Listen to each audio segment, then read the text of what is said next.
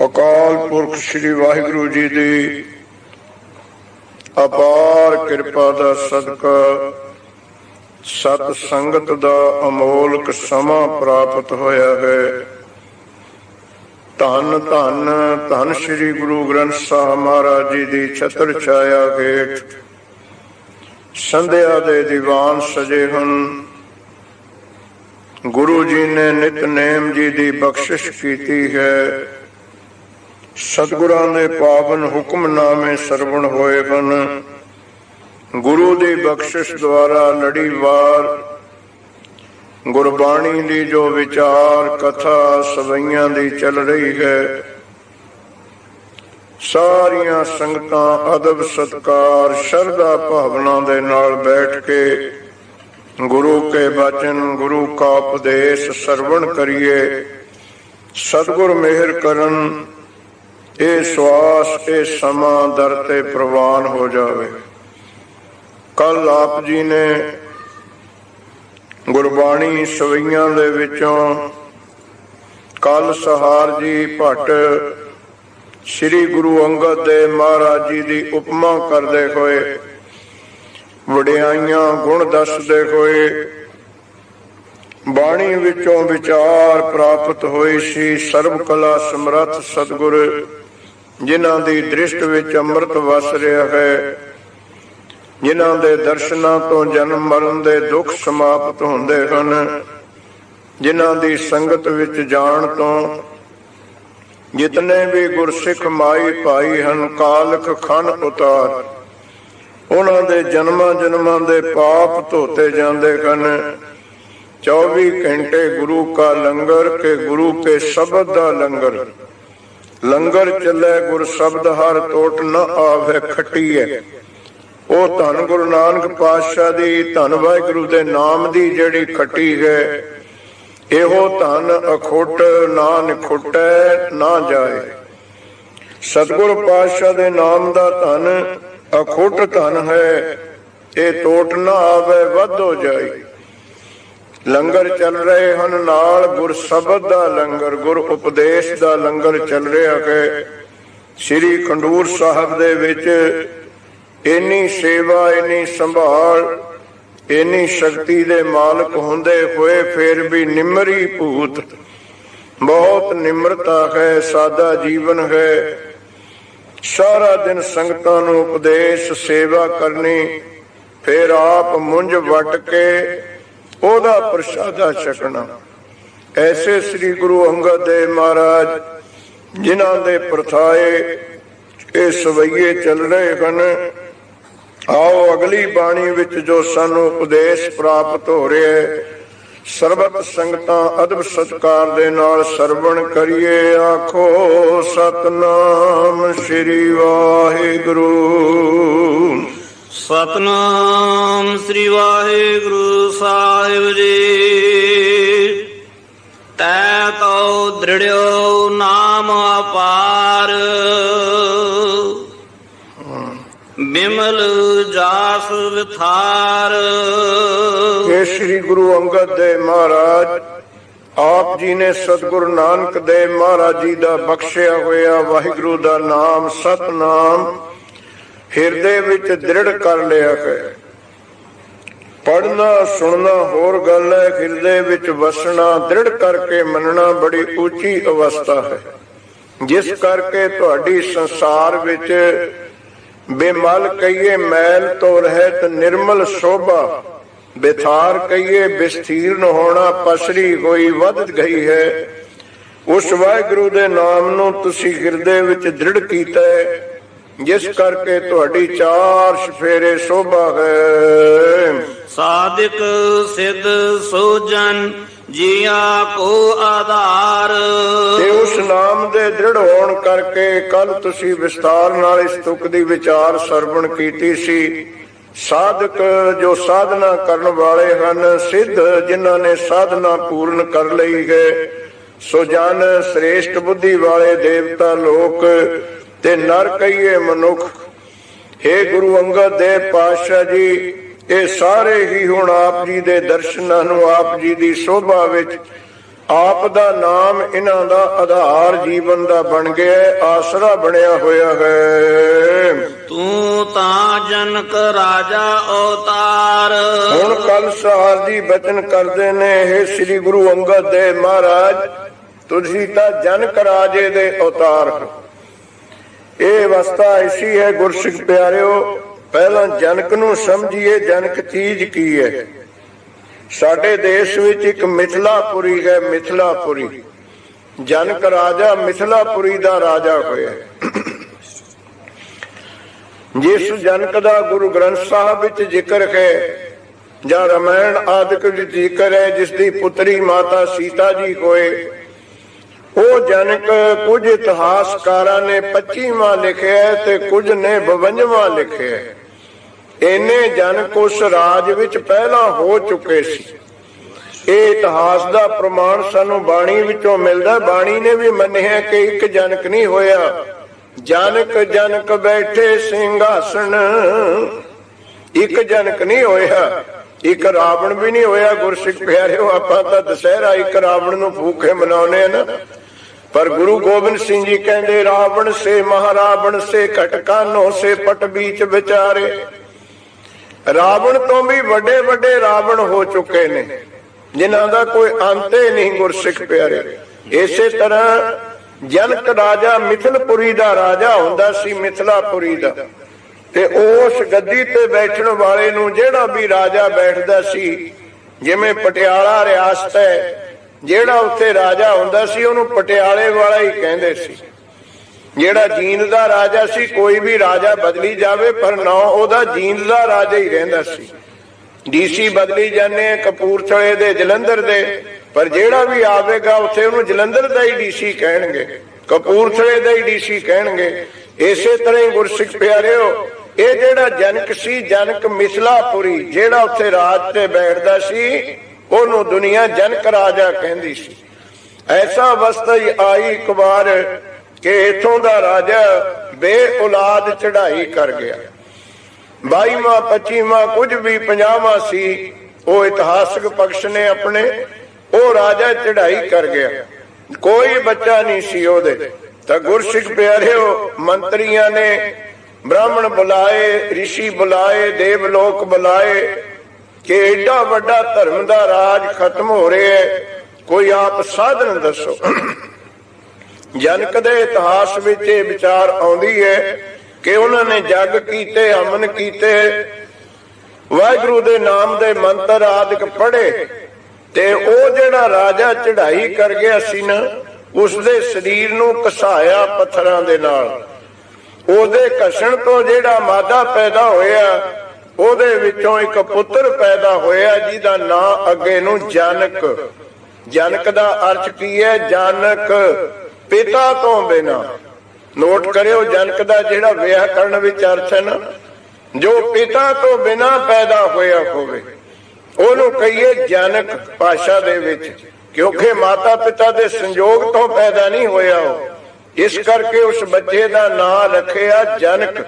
ਜਿੱਥੋਂ ਜਨਕ ਨਾਂ ਆਰੰਭ ਹੋਇਆ, ਉਸ ਮਿਥਿਲਾਪੁਰੀ ਦੇ ਰਾਜੇ ਨੂੰ ਫਿਰ ਜਨਕ ਕਹਿਣਾ ਸ਼ੁਰੂ ਕਰ ਦਿੱਤਾ।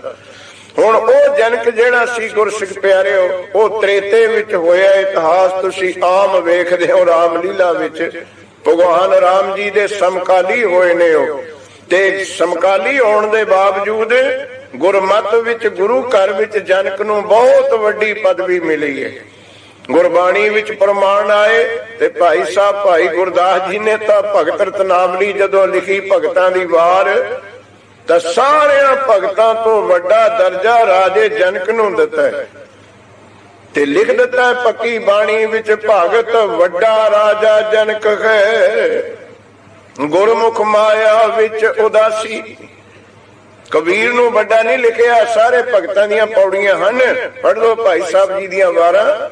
ਰਵਿਦਾਸ ਜੀ ਨੂੰ ਵੱਡਾ ਨਹੀਂ ਲਿਖਿਆ, ਤੇ ਜੇ ਵੱਡਾ ਲਿਖਿਆ ਗੁਰਮੁਖ ਪਿਆਰਿਓ ਤਾਂ ਭਗਤ ਵੱਡਾ ਰਾਜਾ ਜਨਕ ਹੈ। ਭਾਈ ਗੁਰਦਾਸ ਜੀ ਦੀ ਪੱਕੀ ਬਾਣੀ ਇਹ ਫਰਮਾਨ ਕਰਦੀ ਹੈ ਕਿ ਸਾਰਿਆਂ ਤੋਂ ਵੱਡਾ ਭਗਤ ਰਾਜਾ ਜਨਕ ਹੋਇਆ। ਪੱਕੀ ਬਾਣੀ। ਤੇ ਸਵਾਲ ਪੈਦਾ ਕਰ ਦਿੱਤਾ ਸਿੱਖਾਂ ਨੇ ਕਿ ਭਾਈ ਸਾਹਿਬ ਜੀ ਹੋਰਾਂ ਭਗਤਾਂ ਨੂੰ ਤੁਸੀਂ ਛੋਟੇ ਬਣਾ ਦਿੱਤਾ। ਕਬੀਰ ਸਾਹਿਬ ਕਿੱਡੇ ਭਗਤ, ਰਵਿਦਾਸ ਜੀ, ਫਰੀਦ ਸਾਹਿਬ ਜੀ ਦੀ ਕਿੱਡੀ ਭਗਤੀ। ਤੁਸੀਂ ਇਹਨੂੰ ਵੱਡਾ ਆਖੇ ਤਾਂ ਭਾਈ ਸਾਹਿਬ ਜੀ ਕਹਿੰਦੇ ਇਹਦੀ ਵਡਿਆਈ ਅਸੀਂ ਗਾਹਾਂ ਲਿਖ ਦਿੱਤੀ ਹੈ। ਸਮਝੋ ਬਾਣੀ ਨੂੰ ਕਿ ਗੁਰਮੁਖ ਮਾਇਆ ਵਿੱਚ ਉਦਾਸੀ। ਇਹਨੂੰ ਵੱਡਾ ਤਾਂ ਲਿਖਿਆ ਇਹਨੇ ਰਾਜ ਭਾਗ ਛੱਡ ਕੇ ਭਗਤੀ ਨਹੀਂ ਕੀਤੀ, ਰਾਜ ਵੀ ਕੀਤਾ ਤੇ ਭਗਤੀ ਵੀ ਕੀਤੀ। ਆਖੋ ਸਤਨਾਮ। ਇਸ ਕਰਕੇ ਇਹਦੀ ਵੱਡੀ ਵਡਿਆਈ।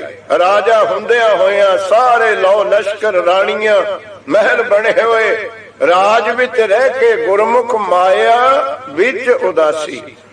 ਛੱਡ ਕੇ ਕੀ ਭਗਤੀ ਗੁਰਸਿੱਖ ਪਿਆਰਿਓ? ਤੇਰੇ ਕੋਲ ਹੈ ਹੀ ਕੱਖ ਨਹੀਂ ਤੇ ਤੂੰ ਕਵੇਂ ਮੈਂ ਤਿਆਗਤਾ। ਤੇਰਾ ਕਾਹਦਾ ਤਿਆਗ ਹੈ? ਆ ਨਹਿਰ ਚੱਲਦੀ ਹੈ ਥੋੜੇ ਇੱਥੇ ਕਮੈਂਟਰੀ ਕਨਾਲ, ਮੇਰੇ ਵਰਗਾ ਪੁਲ ਤੇ ਖੜਾ ਕਹੀ ਜਵੇ ਦੇਖੋ ਲੋਕੋ ਮੈਂ ਤਾਂ ਸੁੱਕਾ ਖੜਾ ਹੈ, ਤੂੰ ਤਾਂ ਵਿੱਚ ਬੜੇ ਹੀ ਨਹੀਂ ਤੇ ਤੂੰ ਤਾਂ ਹੀ ਸੁੱਕਾ। ਹਾਂ ਵਿੱਚ ਵੜ ਕੇ ਕਹੋ ਖੜ ਕੇ ਮੈਂ ਸੁੱਕਾ, ਫੇਰ ਤੈਨੂੰ ਸੁੱਕਾ ਮੰਨੀਏ ਨਾ। ਜਿਹੜਾ ਮਾਇਆ ਵਿੱਚ ਰਹਿ ਕੇ ਉਦਾਸ ਰਹਿਣਾ ਇਹੀ ਔਖੀ ਗੱਲ ਹੈ। ਛੱਡ ਕੇ ਜਦੋਂ ਕੋਲੇ ਨਹੀਂ ਹੈ ਫਿਰ ਤਾਂ ਉਦਾਸ ਹੈ ਗੁਰਸਿੱਖ ਪਿਆਰਿਓ। ਫਿਰ ਤਾਂ ਸ਼ੁਕਰ ਕਰਨਾ ਹੀ ਹੈ। ਜਿਵੇਂ ਇੱਥੇ ਤੁਸੀਂ ਨਿਆਣਿਆਂ ਦਾ ਧੰਨਵਾਦ ਕਰਦੇ ਹੈ, ਗੱਲ ਤਾਂ ਥੋੜੀ ਮੰਨਦੇ ਨਹੀਂ ਹੈ, ਉਹ ਕਹਿਣਾ ਤਾਂ ਮੰਨਦੇ ਨਹੀਂ। ਕਹਿੰਦੇ ਅਸੀਂ ਬੱਚਿਆਂ ਦੀ ਖੁਸ਼ੀ ਹੈ ਤੇ ਉਸ ਖੁਸ਼ੀ ਵਿੱਚ ਅਸੀਂ ਵੀ ਸਹਿਮਤ ਹੈ। ਹੋਏ ਨਹੀਂ ਤੁਹਾਡੀ ਮਜਬੂਰੀ ਹੈ। ਆਖੋ ਸਤਨਾਮ। ਸਹਿਮਤ ਤੁਸੀਂ ਕਾਹਨੂੰ ਹੋ? ਤੁਹਾਡੀ ਮਜਬੂਰੀ ਹੈ, ਤੁਹਾਨੂੰ ਮਜਬੂਰੀ ਕਹਿਣਾ ਪੈਂਦਾ। ਅਸੀਂ ਵੀ ਇਹ ਗੱਲ ਚੰਗੀ ਸਮਝਦੇ ਹਾਂ ਜਿਹੜਾ ਬੱਚਾ ਕਰਦਾ ਹੈ। ਸਮਝਦਾ ਕਾਹਨੂੰ ਹੈ? ਤੂੰ ਮਜਬੂਰੀ ਹੈ। ਹੁਣ ਰਹਿਣਾ ਵਿੱਚ ਤੇ ਰਹਿਣਾ ਨਿਰਲੇਪ, ਗੁਰਮੁਖ ਮਾਇਆ ਵਿੱਚ ਉਦਾਸੀ। ਉਹੀ ਪ੍ਰਮਾਣ ਇੱਥੇ ਹੁਣ ਕੱਲ ਸਹਾਰ ਜੀ ਗੁਰੂ ਅੰਗਦ ਦੇਵ ਜੀ ਨੂੰ ਦੇ ਰਹੇ ਨੇ। ਇਹ ਨਹੀਂ ਸਮਝਣਾ ਗੁਰੂ ਅੰਗਦ ਦੇਵ ਜੀ ਰਾਜੇ ਜਨਕ ਦੇ ਅਵਤਾਰ ਸੀ, ਨਾਲ ਅਵਤਾਰ ਆਏ। ਦੂਜੀ ਬੇਨਤੀ ਸਿੱਧੀ ਸਪਸ਼ਟ ਹੈ ਕਿ ਰਾਜਾ ਜਨਕ ਭਗਤ ਸੀ, ਬ੍ਰਹਮ ਗਿਆਨੀ ਸੀ। ਉਹਨੂੰ ਕਿਸੇ ਗ੍ਰੰਥ ਵਿੱਚ ਵੀ ਅਵਤਾਰ ਨਹੀਂ ਮੰਨਿਆ ਗਿਆ। ਅਵਤਾਰ ਤਾਂ ਉਹਦੇ ਨਾਮ ਨਾਲ ਆਏ ਹੀ ਨਹੀਂ। ਇੱਥੇ ਅਵਤਾਰ ਸ਼ਬਦ ਨਾਲ ਹੈ, ਤੂੰ ਤਾਂ ਜਨਕ ਰਾਜਾ ਅਵਤਾਰ। ਰਾਜਾ ਜਨਕ ਵੀ ਆਇਆ ਤੇ ਨਾਲ ਅਵਤਾਰ ਵੀ ਆਇਆ। ਤੋ ਸ਼੍ਰੀ ਗੁਰੂ ਅੰਗਦ ਦੇਵ ਪਾਤਸ਼ਾਹ ਬਰਾਬਰ ਨਹੀਂ। ਹਾਂ ਰਾਜੇ ਜਨਕ ਵਾਲਾ ਗੁਣ ਉਹਨਾਂ ਵਿੱਚ ਕਿ ਚਾਰ ਸਫੇਰੇ ਮਾਇਆ ਪਦਾਰਥ, ਫੇਰ ਵੀ ਮਾਇਆ ਤੋਂ ਤਿਆਗੀ, ਫੇਰ ਵੀ ਮਾਇਆ ਤੋਂ ਨਿਰਲੇਪ। ਇਹ ਗੁਣ ਸੀ ਇੱਕ ਰਾਜੇ ਜਨਕ ਵਿੱਚ। ਜਦੋਂ ਗੁਰਸਿੱਖ ਪਿਆਰਿਓ ਬਿਆਸ ਜੀ ਦੇ ਸੁਖਦੇਵ ਜੀ ਨੇ ਪੈਦਾ ਹੋਣਾ ਸੀ ਤਾਂ ਉਹਨੂੰ ਪਤਾ ਪਹਿਲਾਂ ਹੀ ਦੱਸ ਦਿੱਤਾ ਸੀ ਕਿ ਸੰਸਾਰ ਕਿਹੋ ਜਿਹਾ। ਬੜੀ ਲੰਮੀ ਕਥਾ ਹੈ। 12 ਸਾਲ ਉਹਨੇ ਜਨਮ ਨੇ ਨਹੀਂ ਲਿਆ। ਸੁਖਦੇਵ ਜੀ ਦਾ ਪ੍ਰਮਾਣ ਆਉਂਦਾ ਬਾਣੀ ਵਿੱਚ, ਬਹੁਤ ਜਗ੍ਹਾ ਮਹਾਰਾਜ ਨੇ ਪ੍ਰਮਾਣ ਦਿੱਤਾ। 12 ਸਾਲ ਜਨਮੇ ਨਹੀਂ ਲਿਆ। ਫਿਰ ਆਖਰ ਕਿਹਾ ਪਿਤਾ ਨੇ ਕਿ ਜਨਮ ਲੈ ਲੈ, ਇਹ ਤਾਂ ਵਾਹਿਗੁਰੂ ਦਾ ਜੰਮਣਾ ਮਰਨਾ ਹੁਕਮ ਹੈ, ਤੈਨੂੰ ਮੰਨਣਾ ਪੈਣਾ। ਤਾਂ ਸਾਧ ਸੰਗਤ ਫਿਰ ਹੁਣ ਗੁਰੂ ਕਿਹਨੂੰ ਧਾਰਨ ਕਰੇ? ਐਡੀ ਉਹਦੀ ਤਪੱਸਿਆ ਪਿਛਲੇ ਜਨਮ ਦੀ, ਐਡਾ ਬ੍ਰਹਮ ਗਿਆਨ। ਤੇ ਪੁੱਛਿਆ ਬਾਪੂ ਜੀ ਹੁਣ ਗੁਰੂ ਜੀ ਕਿਹਨੂੰ ਗੁਰੂ ਧਾਰਨ ਕਰਾਂ? ਤਾਂ ਉਦੋਂ ਸਾਧ ਸੰਗਤ ਬਚਨ ਕੀਤਾ ਰਾਜੇ ਜਨਕ ਨੂੰ ਗੁਰੂ ਧਾਰਨ ਕਰ। ਫਿਰ ਸ਼ੰਕਾ ਹੋ ਗਈ ਕਿ ਰਾਜਾ ਤੇ ਗੁਰੂ, ਉਹ ਤਾਂ ਮਾਇਆ ਵਿੱਚ ਰਹਿੰਦਾ, ਫੌਜਾਂ ਰਾਣੀਆਂ ਖਜ਼ਾਨੇ, ਮੈਨੂੰ ਕਿੱਥੇ ਤਾਰੂਗਾ? 12 ਸਾਲ ਫੇਰ ਲੰਘਾਤੇ ਗੁਰਮੁਖ ਪਿਆਰਿਓ। ਫੇਰ ਰਿਸ਼ੀ ਨੂੰ ਪੁੱਛਿਆ ਕਿਸੇ ਗੁਰੂ ਦਾ ਨਾਮ ਦੱਸੋ, ਕਹਿੰਦੇ ਉੱਥੇ ਜਾ ਕੇ ਸਰਨਾ, ਉੱਥੇ ਚੱਲ। ਫੇਰ ਨਹੀਂ ਗਿਆ, 12 ਸਾਲ ਫੇਰ ਬੀਤ ਗਏ। ਫੇਰ ਆਖਿਆ ਮੈਨੂੰ ਕਿਸੇ ਗੁਰੂ ਕੋਲ ਭੇਜੋ, ਕਹਿੰਦੇ ਜਨਕ ਵਰਗਾ ਗੁਰੂ ਨਹੀਂ ਲੱਭਣਾ, ਮਾਇਆ ਵਿੱਚ ਉਦਾਸੀ, ਉੱਥੇ ਹੀ ਜਾ। ਤੇ ਗੁਰਸਿੱਖ ਪਿਆਰਿਓ ਚਲਿਆ ਗਿਆ। ਇੱਥੇ ਥੋੜਾ ਕੰਮ ਹੈ ਜਿਹੜੇ ਹੁਣ ਗੁਰੂ ਬੈਠੇ ਆ ਅੱਡੇ ਲਾਈ ਵੀ ਜਿਹੜਾ ਆ ਜਾਵੇ ਕੰਨਾ ਬਾਟੀ ਕੁਰ, ਤੂੰ ਮੇਰਾ ਚੇਲਾ ਤੇ ਮੈਂ ਤੇਰਾ ਗੁਰ। ਇੱਥੇ ਦੇਖੋ ਚੇਲਾ ਕਿਵੇਂ ਬਣਿਆ। ਬਾਬਾ ਲਹਿਣਾ ਜੀ ਨੂੰ ਕੀ ਕੁਝ ਕਰਨਾ ਪਿਆ, ਗੁਰੂ ਅਮਰਦਾਸ ਜੀ ਨੂੰ ਕੀ ਕਿੰਨੀ ਕਮਾਈ ਕਰਨੀ ਪਈ, ਤੇ ਪਿਆਰੇ ਕਿਵੇਂ ਬਣੇ। ਗੁਰੂ ਗੋਬਿੰਦ ਸਿੰਘ ਗੁਰੂ ਕਿਵੇਂ ਬਣਿਆ।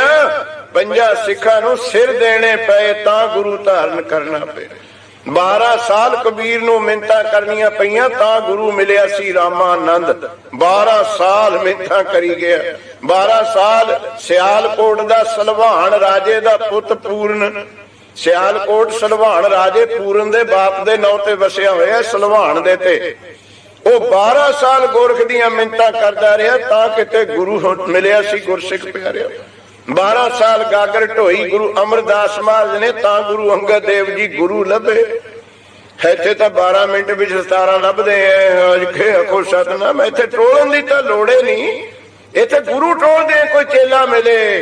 ਅੱਗੇ ਚੇਲੇ ਟੋਲਦੇ ਸੀ ਕੋਈ ਗੁਰੂ ਲੱਭੇ। ਹੁਣ ਭਾਈ ਗੁਰੂ ਫਿਰਦੇ ਨੇ ਗਲੀਆਂ ਵਿੱਚ, ਕੋਈ ਚੇਲਾ ਲੱਭ ਪਵੇ, ਕਿਉਂਕਿ ਚੇਲਿਆਂ ਦੀ ਸ਼ਾਰਟੇਜ ਹੈ ਬਹੁਤ, ਤੇ ਗੁਰੂ ਬਹੁਤ ਵੱਧ ਗਏ ਨੇ, ਕੋਈ ਲੈਂਦਾ ਹੀ ਨਹੀਂ, ਖਰੀਦਦਾ ਹੀ ਨਹੀਂ ਗੁਰੂਆਂ ਨੂੰ, ਚੇਲਾ ਲੱਭਦਾ ਕਿਤੇ ਨਹੀਂ ਗੁਰਸਿੱਖ ਪਿਆਰਿਓ। ਐਸੀ ਅਵਸਥਾ ਹੋਈ ਉਹ ਫੇਰ ਗਿਆ, ਤੇ ਜਨਕ ਜੀ ਜਾਣਦੇ ਸੀ ਅਜੇ ਇਹਦੀ ਸ਼ੰਕਾ ਨਹੀਂ ਨਿਕਲੀ, ਅਜੇ ਤਾਂ ਮੈਨੂੰ ਪਰਖਣੇ ਆਇਆ ਵੀ ਠੀਕ ਵੀ ਹੈ ਗੁਰੂ। ਤਾਂ ਜਨਕ ਜੀ ਨੇ ਕੀ ਕੀਜਾ ਗੁਰਮੁਖ ਪਿਆਰਿਓ, ਬ੍ਰਹਮ ਗਿਆਨੀ ਗੁਰ ਇਤਿਹਾਸ ਦੀ ਕਥਾ ਹੈ। ਜਦ ਉਹਨੇ ਆਉਣਾ ਸੀ ਸੁਖਦੇਵ ਨੇ ਰਾਣੀਆਂ ਬੁਲਾ ਲੀਆਂ ਆਪਣੀਆਂ, ਜਵਾਨ ਬੁਲਾ ਕੇ ਇੱਕ ਪਾਸੇ ਬਿਠਾ ਲੀਆਂ, ਇੱਕ ਪਾਸੇ ਕੋਲਿਆਂ ਦੀ ਅੰਗੀਠੀ ਲਾ ਲਈ ਰਾਜੇ ਜਨਕ ਨੇ। ਬ੍ਰਹਮ ਗਿਆਨ ਐਵੇਂ ਨਹੀਂ ਉਹਨੂੰ ਵੱਡਾ ਭਗਤ ਕਿਹਾ ਗੁਰਬਾਣੀ ਵਿੱਚ। ਇੱਕ ਘੜੀ ਦੇ ਸਾਧ ਸੰਗਤ ਸਿਮਰਨ ਦੇ ਨਾਲ ਨਰਕਾਂ ਨੂੰ ਜਿਹਨੇ ਖਾਲੀ ਕਰਾਤਾ, ਕੋਈ ਤਾਕਤ ਸੀ। ਇੱਕ ਘੜੀ ਇੱਕ ਪਲ ਦਾ ਸਿਮਰਨ ਦੇ ਕੇ ਸਾਰੇ ਨਰਕਾਂ ਤੋਂ ਪੱਕੀ ਬਾਣੀ ਦਾ ਪ੍ਰਮਾਣ ਹੈ, ਸਾਰਿਆਂ ਦੀ ਬੰਦ ਖਲਾਸੀ ਕਰਾਤੀ, ਕੋਈ ਛੋਟਾ ਭਗਤ ਨਹੀਂ ਸੀ। ਜਦ ਸੁਖਦੇਵ ਗਿਆ ਗੁਰੂ ਧਾਰਨ, ਤੇ ਇੱਕ ਪੈਰ ਤਾਂ ਉਹਨੇ ਰੱਖ ਲਿਆ ਰਾਣੀ ਦੀ ਗੋਦ ਵਿੱਚ, ਤੇ ਦੂਜਾ ਰੱਖ ਲਿਆ ਮੱਗ ਦੇ ਕੋਲਿਆਂ ਪਰ। ਰਾਜੇ ਜਨਕ ਨੇ, ਬ੍ਰਹਮ ਗਿਆਨੀ ਸੀ, ਉੱਥੇ ਅੱਗ ਦਾ ਤੇ ਪਾਣੀ ਦਾ ਕੀ ਫਰਕ ਸੀ। ਉਹ ਜਦ ਗਿਆ ਨਾ, ਉਹਨੇ ਅੰਗੀਠੀ ਨਹੀਂ ਦੇਖੀ, ਜਿਵੇਂ ਆਪਣਾ ਸੁਭਾਅ ਹੈ ਕਿ ਇਹਦਾ ਗੁਣ ਨਹੀਂ ਦੇਖਣਾ ਆਪਾਂ ਨੇ। 1000 ਪਾਉਂਡ ਦਾ ਕਿਸੇ ਦੇ ਸੂਟ ਪਾਇਆ ਹੋਵੇ ਉਹ ਨਹੀਂ ਵੇਖਣਾ, ਜੇ ਉਹਦੇ ਦਾਗ ਲੱਗਿਆ ਹੋ, ਜਦੇ ਕਹਿ ਦੇਂਗੇ ਤੇਰੇ ਕਾਲਰ ਪਰ ਦਾਗ ਲੱਗਿਆ ਕੋਈ ਸਤਨਾਮ, ਉਹਦੇ 1000 ਪਾਉਂਡ ਗਏ ਮਿੱਟੀ 'ਚ ਜਦੇ। ਔਗਣ ਵੇਖਣਾ ਆਪਾਂ ਨੇ, ਗੁਣ ਵੇਖਣਾ ਤਾਂ ਸਾਨੂੰ ਆਇਆ ਹੀ ਨਹੀਂ। ਉਹ ਗਿਆ ਸੁਖਦੇਵ, ਇੱਕ ਰਾਣੀ ਦੀ ਗੋਦ ਵਿੱਚ ਪੈਰ ਰੱਖਿਆ ਵਾ, ਤੇ ਇੱਕ ਰੱਖਿਆ ਵਾ ਅੰਗੀਠੀ ਤੇ ਉਹ ਰਾਣੀ ਦੇ ਗੋਦ ਵਿੱਚ ਪੈਰ ਰੱਖਿਆ ਵਾ। ਦੇਖ ਕੇ ਕਹਿੰਦਾ ਇਹ ਕਾਹਦਾ ਬ੍ਰਹਮ ਗਿਆਨੀ ਹੈ, ਕਹਿੰਦਾ ਰਾਣੀਆਂ ਤੇ ਕਹਿੰਦਾ ਜਨਾਨੀਆਂ ਤੇ ਆਪਣੇ ਪੈਰ ਘਟਾਉਂਦਾ ਹੈ। ਆਖੋ ਸਤਨਾਮ, ਇਹ ਨਹੀਂ ਵੇਖਿਆ ਕਿ ਦੂਆ ਪੈਰ ਦੇਖ ਅੱਗ ਤੇ ਪਿਆ ਤੇ ਰਾਮ ਨੂੰ ਅੱਗ ਦਾ ਕੋਈ ਫਰਕ ਹੀ ਨਹੀਂ ਹੋਇਆ, ਕੋਲੇ ਮਗਦੇ ਨੇ, ਉਹ ਨਹੀਂ ਵੇਖਿਆ। ਉਥੋਂ ਹੀ ਮੁੜਿਆ ਗੁਰਸਿੱਖ ਪਿਆਰਿਓ, ਕਹਿੰਦਾ ਮੈਂ ਨਹੀਂ ਇਹ ਜੇ ਗੁਰੂ ਧਾਰਨ ਕਰਦਾ, ਇਹ ਤਾਂ ਜਨਾਨੀਆਂ ਤੋਂ ਪੈਰ ਘਟਾਉਂਦਾ। ਸਭਾ ਦੇ ਵਿੱਚ ਬੈਠ ਕੇ ਇਹਨੂੰ ਸੰਗ ਕੋਈ ਨਹੀਂ। 12 ਸਾਲ ਫੇਰ ਲੰਘਾਤੇ। ਫੇਰ ਕਹਿੰਦਾ ਸੀ ਜੀ ਦੱਸੋ ਕਿੱਥੇ ਜਾਵਾਂ, ਉਮਰ ਲੰਘਦੀ ਜਾਂਦੀ ਹੈ। ਕਹਿੰਦੇ ਉੱਥੇ ਹੀ ਜਾਣਾ ਪੈਣਾ ਹੈ। ਫੇਰ ਗਿਆ ਗੁਰਸਿੱਖ ਪਿਆਰਿਓ, ਫੇਰ ਰਚਨਾ ਕੀ ਰਚੀ। ਜਦੋਂ ਇਹ ਗਿਆ, ਇਹਦੇ ਹੱਥ ਵਿੱਚ ਇੱਕ ਪਰਨਾ ਸੀ, ਲੰਗੋਟੀ, ਇੱਕ ਚਿੱਪੀ ਸੀ, ਛੋਟੀ ਹੁੰਦੀ ਹੈ ਰਿਸ਼ੀਆਂ ਦੇ। ਉਹ ਜਿੱਥੇ ਜਨਕ ਦੀ ਡਿਊਟੀ ਸੀ ਨਾ, ਉਹਦੇ ਵਿੱਚ ਰੱਖਤੀ ਆਪਣੀ ਚਿੱਪੀ ਯਾਰ ਸੋਟੀ। ਚਲਿਆ ਗਿਆ ਅੰਦਰ, ਬੈਠ ਗਿਆ ਜਾ ਕੇ ਦਰਬਾਰ ਦੇ ਵਿੱਚ। ਗੁਰੂ ਧਾਰਨ ਆਏ ਤੇ ਜਨਕ ਜੀ ਨੇ ਕੀ ਪ੍ਰਵਿਰਤੀ ਕੀਤੀ, ਜਿਹੜੀ ਡਿਊਟੀ ਵਿੱਚ ਇਹਨੇ ਆਪਣਾ ਸਮਾਨ ਰੱਖਿਆ ਸੀ, ਲੰਗੋਟੀ ਯਾਰ ਸੋਟੀ ਚਿੱਪੀ, ਉਸ ਡਿਊਟੀ ਨੂੰ ਅੱਗ ਲਵਾਤੀ। ਜਦ ਰੌਲਾ ਪਿਆ, ਡਿਊਟੀ ਨੂੰ ਅੱਗ ਲੱਗ ਗਈ। ਜਨਕ ਜੀ ਤਾਂ ਆਰਾਮ ਨਾਲ ਬੈਠੇ ਰਹੇ। ਇਹ ਨੱਠਣ ਲੱਗਿਆ, ਕਹਿੰਦਾ ਮੇਰੀ ਚਿੱਪੀ ਨਾ ਸੜ ਜਾਵੇ। ਆਖੋ ਸਤਨਾਮ, ਮੇਰੀ ਕਹਿੰਦਾ ਲੰਗੋਟੀ ਪਈ ਆ ਉੱਤੇ। ਜਨਕ ਜੀ ਕਹਿੰਦੇ ਜੇ ਚਿੱਪੀ ਦਾ ਹੀ ਫਿਕਰ ਹੈ, ਫੇਰ ਤੂੰ ਕਿਹੜਾ ਚੇਲਾ ਬਣੇਗਾ ਮੇਰਾ। ਉਹ ਜਿਹਦੀ ਡਿਊਟੀ ਸੜਦੀ ਆ ਉਹ ਹਿੱਲਿਆ ਨਹੀਂ, ਤੂੰ ਚਿੱਪੀ ਪਿੱਛੇ ਹੀ ਨੱਠ ਗਿਆ।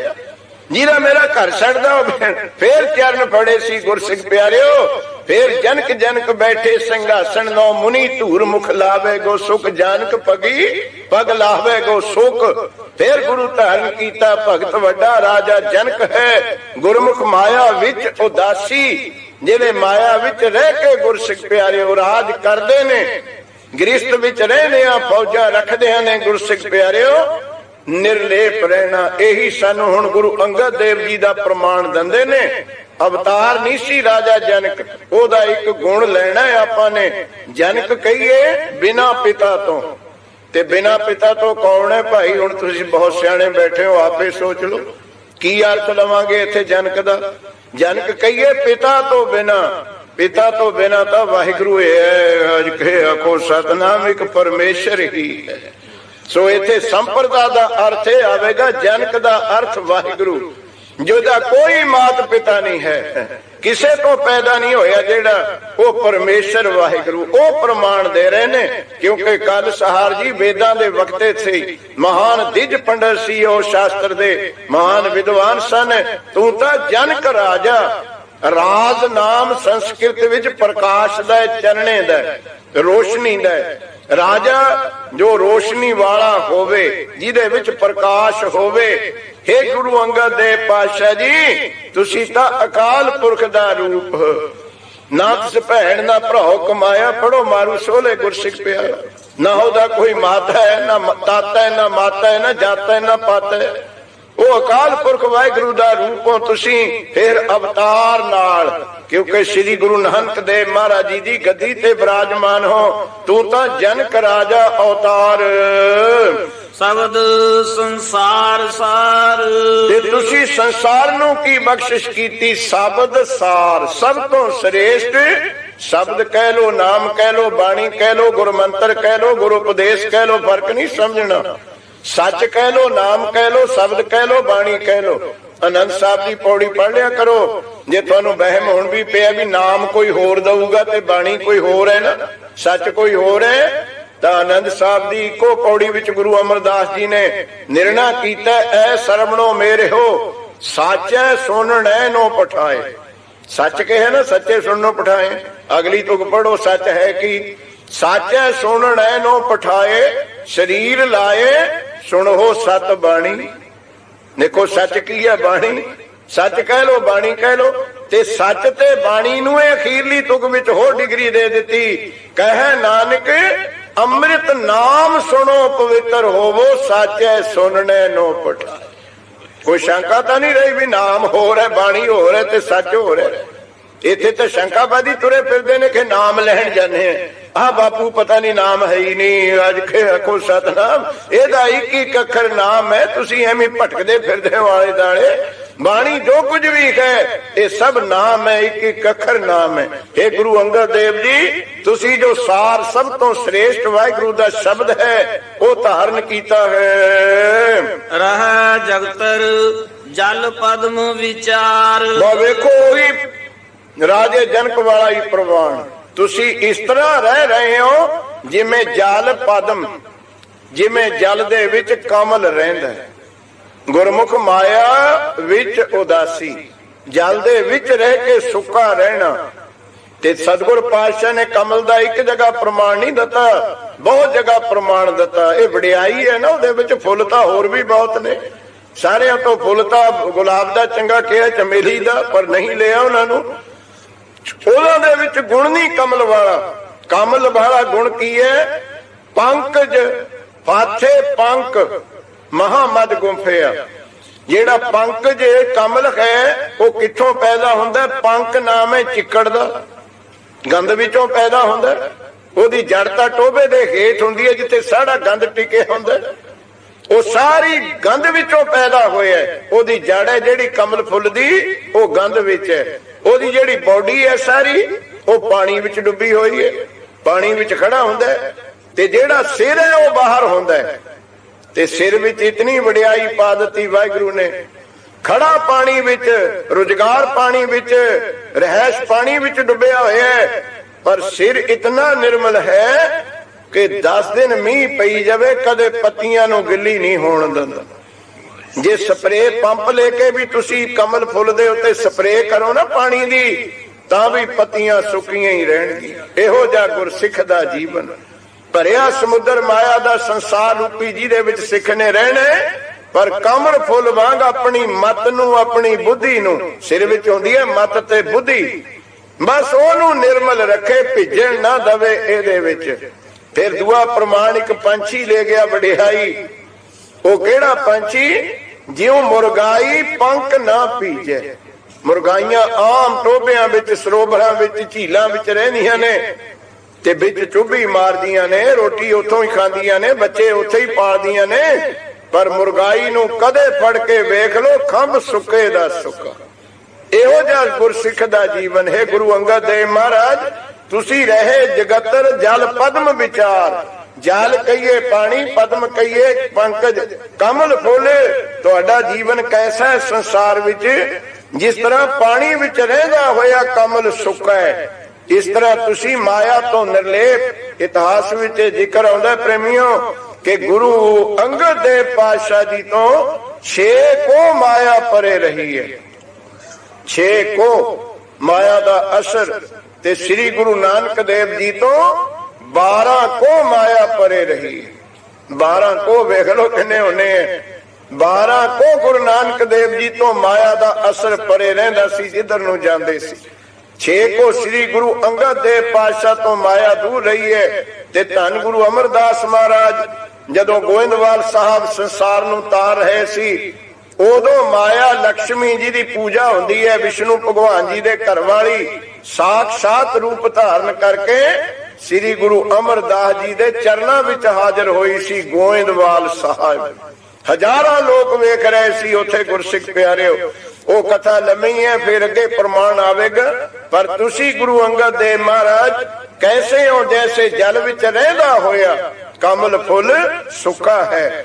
ਇਸੇ ਨੂੰ ਫਿਰ ਗੁਰਮੁਖਤਾਈ ਲਿਖਿਆ। ਇਹੀ ਗੁਣ ਜਨਕ ਵਿੱਚ ਸੀ। ਮਾਇਆ ਦਾ ਤਿਆਗ ਨਹੀਂ ਕਿਹਾ ਗੁਰਸਿੱਖ ਪਿਆਰਿਓ, ਛੱਡਣ ਨੂੰ ਨਹੀਂ ਕਿਹਾ। ਉਹ ਜਿਹੜੇ ਛੱਡੇ ਫਿਰਦੇ ਸੀ ਜੋਗੀ ਸਾਧ ਸੰਤ ਦਿਖੀ ਮੁਨੀ, ਉਹਨਾਂ ਦਾ ਤਾਂ ਖੰਡਨ ਕੀਤਾ ਹੈ ਮਹਾਰਾਜ। ਇੱਥੇ ਦੇਖੋ ਸਮੁੰਦਰ ਹੈ ਤੁਹਾਡੇ ਆਲੇ ਦੁਆਲੇ, ਇੱਥੇ ਬੋਟਿੰਗ ਦਾ ਬੜਾ ਸ਼ੌਕ ਹੈ ਤੁਹਾਨੂੰ, ਬਹੁਤ ਲੋਕ ਬੋਟਿੰਗ ਕਰਦੇ ਨੇ। ਪਰ ਇੱਕ ਗੱਲ ਯਾਦ ਰੱਖਿਓ, ਜਿਹੜੀ ਕਿਸ਼ਤੀ ਹੈ ਉਹ ਪਾਣੀ ਤੋਂ ਬਿਨਾਂ ਚੱਲ ਨਹੀਂ ਸਕਦੀ। ਇਹ ਪਾਲਿਸੀ ਹਿਲ ਰੋਡ ਤੇ ਤਾਂ ਤੁਸੀਂ ਕਦੇ ਨਹੀਂ ਵੇਖੀ ਹੋਣੀ ਕਿਸ਼ਤੀ ਜਾਂਦੀ, ਨਹੀਂ। ਜਦ ਵੀ ਦੇਖੋਗੇ ਪਾਣੀ ਵਿੱਚ ਵੇਖੋਗੇ ਨਾ ਚੱਲਦੀ। ਤੇ ਨਾਲ ਇੱਕ ਦੂਜੀ ਵੀ ਸ਼ਰਤ ਹੈ, ਉਹ ਚੱਲਦੀ ਵੀ ਤੁਸੀਂ ਪਾਣੀ ਵਿੱਚ ਵੇਖੋਗੇ। ਜੇ ਡੁੱਬਦੀ ਵੇਖੋਗੇ ਤਾਂ ਵੀ ਪਾਣੀ ਵਿੱਚ, ਸੜਕ ਤੇ ਉਹਨੇ ਡੁੱਬਣਾ ਵੀ ਨਹੀਂ ਹੈ। ਸਤਨਾਮ, ਕਿਸ਼ਤੀ ਨੂੰ ਚਲਾਉਂਦਾ ਵੀ ਪਾਣੀ ਹੋਏ ਤੇ ਡੁੱਬਦਾ ਵੀ ਪਾਣੀ ਹੋਏ। ਪਾਣੀ ਤੋਂ ਬਿਨਾਂ ਕਿਸ਼ਤੀ ਨਾ ਚੱਲ ਸਕੇ ਨਾ ਡੁੱਬ ਸਕੇ। ਬਸ ਇਹੀ ਮਾਇਆ ਰੂਪੀ ਪਦਾਰਥ ਪਾਣੀ ਹੈ। ਇਹਦੇ ਬਿਨਾਂ ਸਾਡੀ ਜ਼ਿੰਦਗੀ ਦਾ ਬੇੜਾ ਕਿਸ਼ਤੀ, ਇਹ ਇੱਕ ਕਦਮ ਵੀ ਨਹੀਂ ਚੱਲਣੀ।